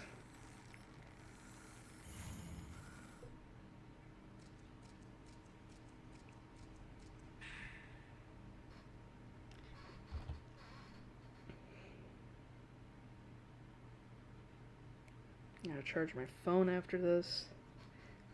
Alright, Fuyu's note. I've been thinking about the camera Mom left us. I know it was Mom's, and she left it to us when she died, but it used to belong to Grandma Mikoto. Oh, they did explain it. I was just expecting it to be at chapter 2, not at chapter 4, right at the end. They say it was the only thing Grandma brought with her when she was adopted by the Hinasaki family. Excuse me. In some documents I found here in the mansion, there were notes about a little girl named Mikoto, the same name as our grandmother, finding a camera with an uncanny power. And then I found out that Mikoto's mother, the folklorist's wife, died the very same way Mom did. Mom was no match for the ghostly power of that camera. It drove her mad, and she had to leave this world. Now, if that camera is the same one Mikoto's mother had... Anyway, I don't know all the specifics, but I'm pretty sure that camera is strongly connected to the curse on this mansion. No, I think it's pretty much... Well, actually, I don't know. I don't know if they ever explained why the camera was here. Oh, fuck. I just took my earbud out. Because I was trying to itch at something. Are we about done? Oh, for fuck's sake. A sacred water. Oh, boss arena.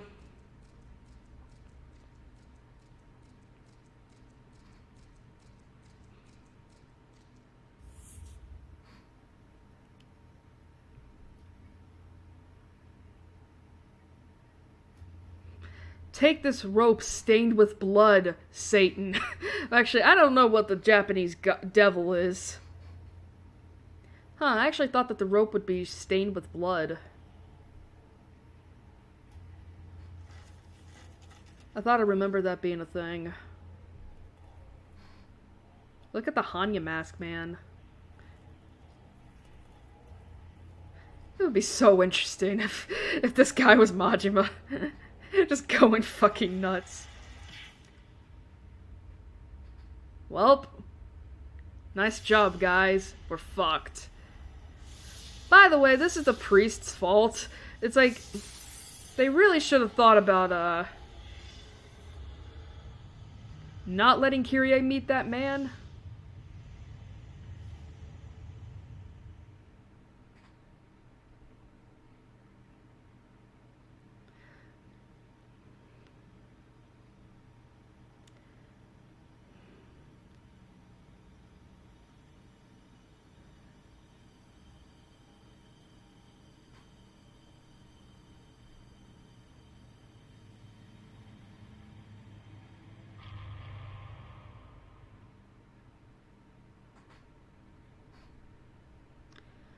Okay.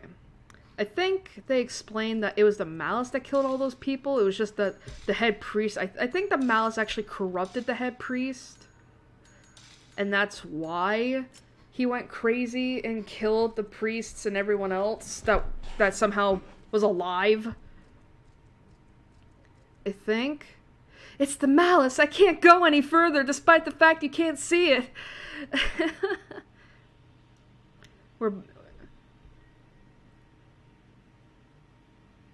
Hey, Mafuya, what's up?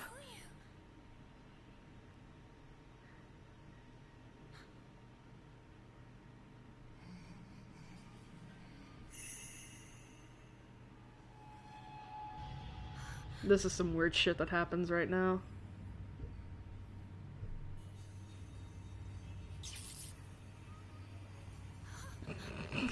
Does not look that worried.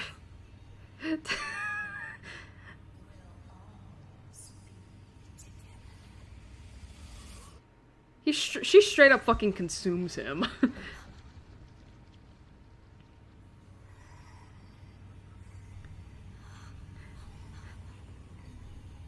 It's like, give me my brother back, you bitch. He's not dead, by the way.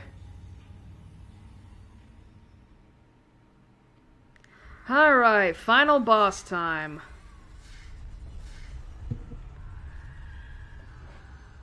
Let me see the trivia.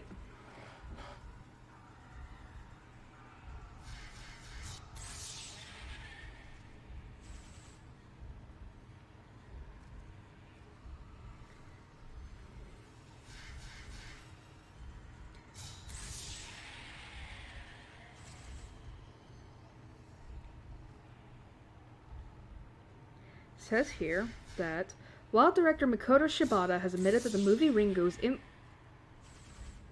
was influential in designing Fatal Frame, Kirie's character design comes from the classic Japanese interpretation of ghosts. There is no evidence from behind-the-scenes content or articles to suggest that her character design is based on the character Sadako. Kirie can only be harmed by shots that are at max charge, all of which are automatic zero shots. The camera's special abilities have no effect on her. Damn! Straight up. Well, holy shit, we're less than 10 minutes away.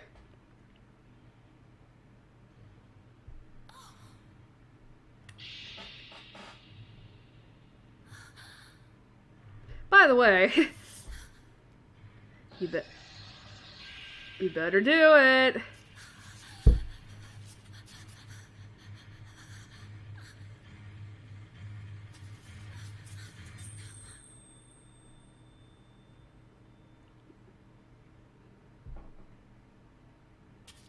It's the last piece of the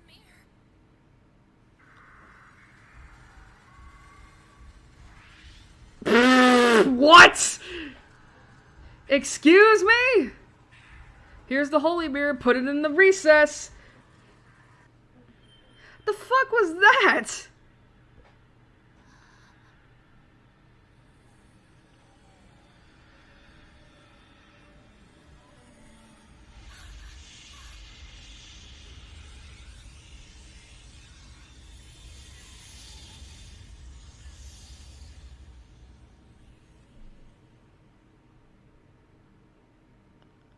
There's Kirie and Mafuyu. Mafuyu. Thank goodness. God, this voice acting is so fucking awful. You know, Kirie doesn't look half bad when she's not corrupted.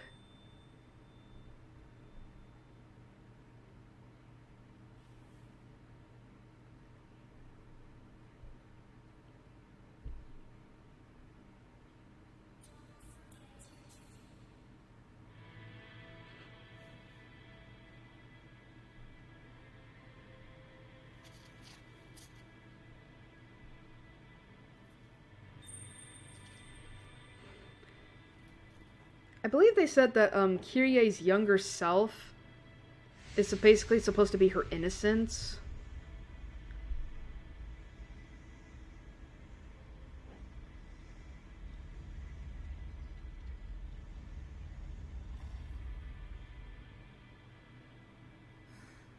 My duty is to keep this gate closed. Oh yeah, this is some anime as fuck shit. I forgot how stupid this ending sequence was.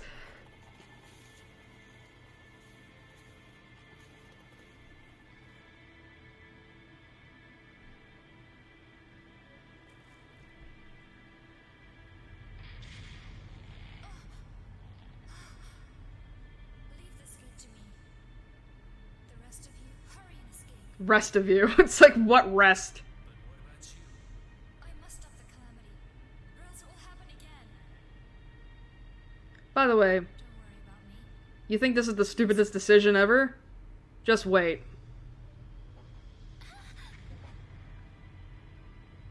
It's coming up right about now. Come on.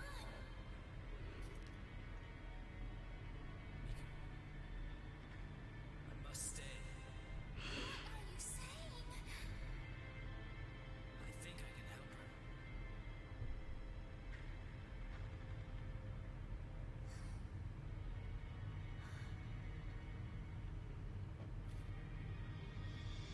You go on without me. Yeah, so that's the stupidest decision ever.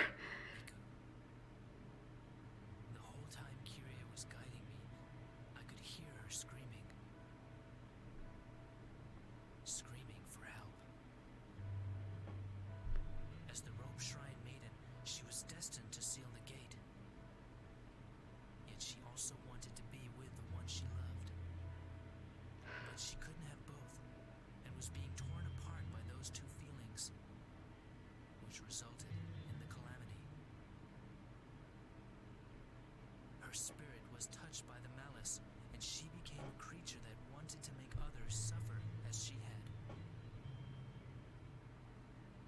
Now free of the malice, she is about to fulfill her duty as the Rope Shrine Maiden. Her soul must remain here, keeping this gate sealed off for all eternity. All alone. Endless pain. As long as she is free of pain, as long as she is not left hopeless, I wish to be by her side. Miku. That is pretty shitty reasoning.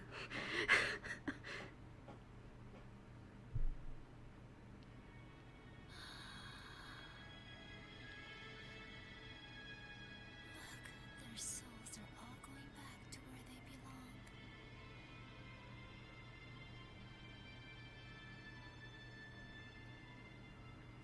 Miku. I now realize why I was brought here. And I will accept this destiny of mine. Miku. Thank you for everything. Sure. Ever since that day, I stopped seeing things that other people don't see.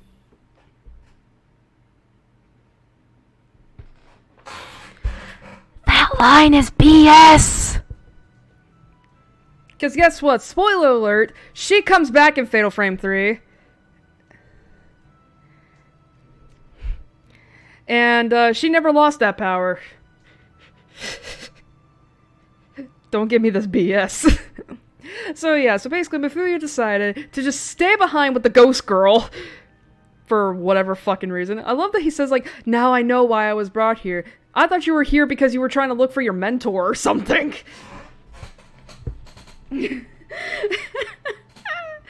It's... So that was Fatal Frame 1. It's great, guys! Alright, so... Last but not least, we have got the information about Kyrie. So Kyrie was actually 17 years old, the same age as Miku.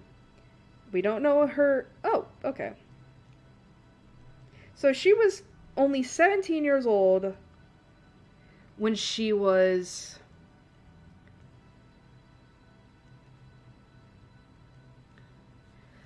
when she died. Her Japanese voice actor is Yoko Yamamoto, and her English voice actor is Lene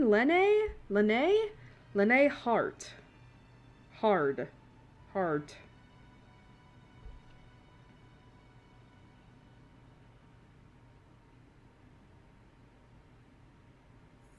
Now, obviously, there's your rank there. Alright, we are good. Because I think it's just going to end after this. Because look at that timer. Alright. Well, that was Fatal Frame 1. And I was right in that it was going to end at about 2 in the morning.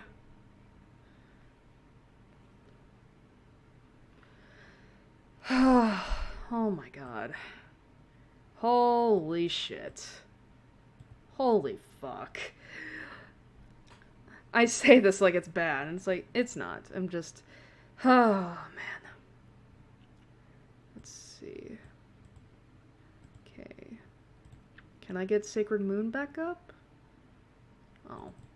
Okay, let me get it real quick.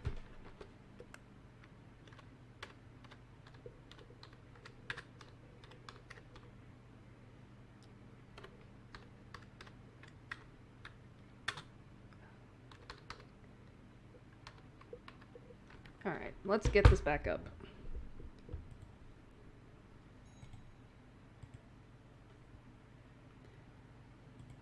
Alright, there we go. Alright. Anyway, so that was Fatal Frame 1. Oh, and this stream lasted almost 7 fucking hours. Holy fuck. I hope everyone enjoyed that. I'm sorry for the hiccups that the hiccups that happened. I don't know why. I mean, I did say early, in the beginning of the stream that, like, that the internet was probably gonna crap out on us a couple times, and it did. But thankfully, it was during times that weren't particularly during the story, and that's fine. I mean, again, I wish they didn't happen at all, but it's probably for the best that it happens when it's on a break or during one of the times where it's not happening as much. Also, I should not be listening to this song because this makes me want to, like, hum it out.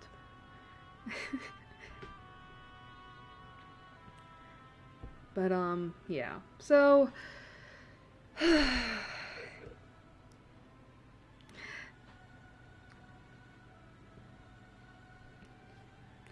I don't know what else to say. Again, I hope everyone enjoyed that, and I hope I did my best to provide as much information or clarify information to make it clear. I mean, for the most part, it seemed like the stream was pretty well good, aside from the minor hiccups. But still, this is why I am going to be splitting Fatal Frames 2, 3, and 4 into their own, among different days, because if a 4-hour and 45-minute video was going to take us almost 7 hours to complete, no way are we doing, like, 7-hour, 11-hour, or even, stream, videos all in one sitting. That's too much. Alright, so Fatal Frame 2, as I said, will be divided among Friday and Saturday, because that is, I believe, a 7-hour stream. I don't know if it's closer to 8, I have to check again, but yeah. And that'll be happening next Friday. Hopefully I'll get it started again early. I mean, I should. And as always, I'm going to be providing information, and the thing is that there's a lot more characters in Fatal Frame 2 than there are, and so that means a lot more information to clarify, a lot more information to give out, and all that, but yeah.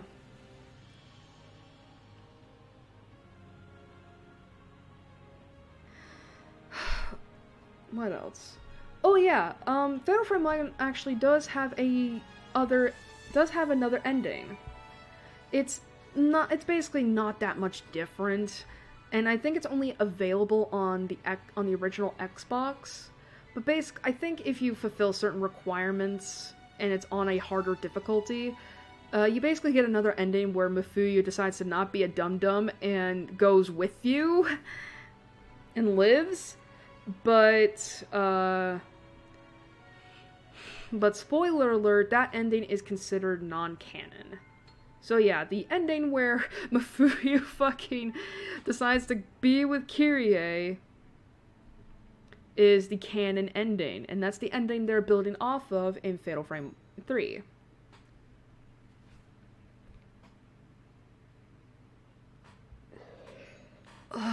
Man, my back. Sorry about that. But anyway, it is almost 2 in the morning. But again, I enjoyed myself. Even if I did enjoy myself. I gotta sneeze.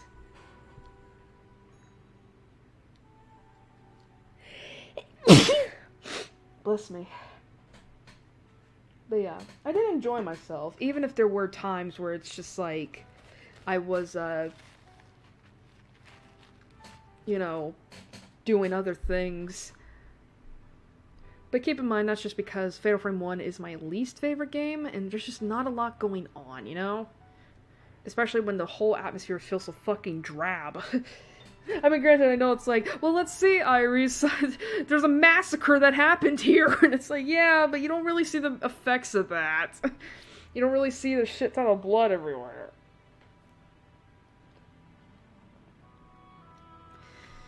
Oh, man. Anyway, I'm trying to think, like, what else I can think about before I decide to end it off here.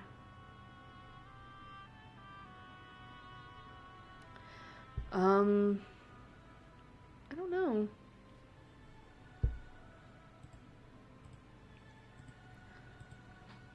I don't know. But either way, that was the end of Fatal Frame 1. Hope you enjoyed it. And, as I said before, we'll be streaming again next Friday with Fatal Frame 2. The first half, at least. And you know what sucks about that game? Is that, there's a remake of it. Or semi-remake. I don't know. And we have to cover content on that.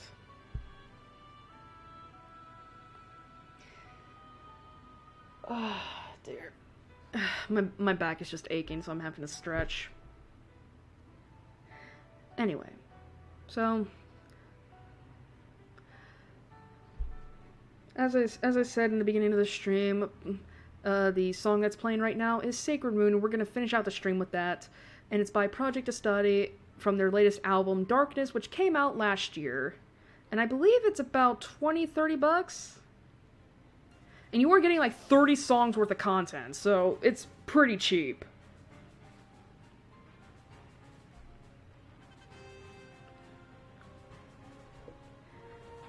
So, yeah. So I am going to cut the mic off here, but either way, hope you enjoy the rest of your night, and we'll see you again on next Friday, so, with Fatal Frame 2, so, good night, and have a happy Halloween.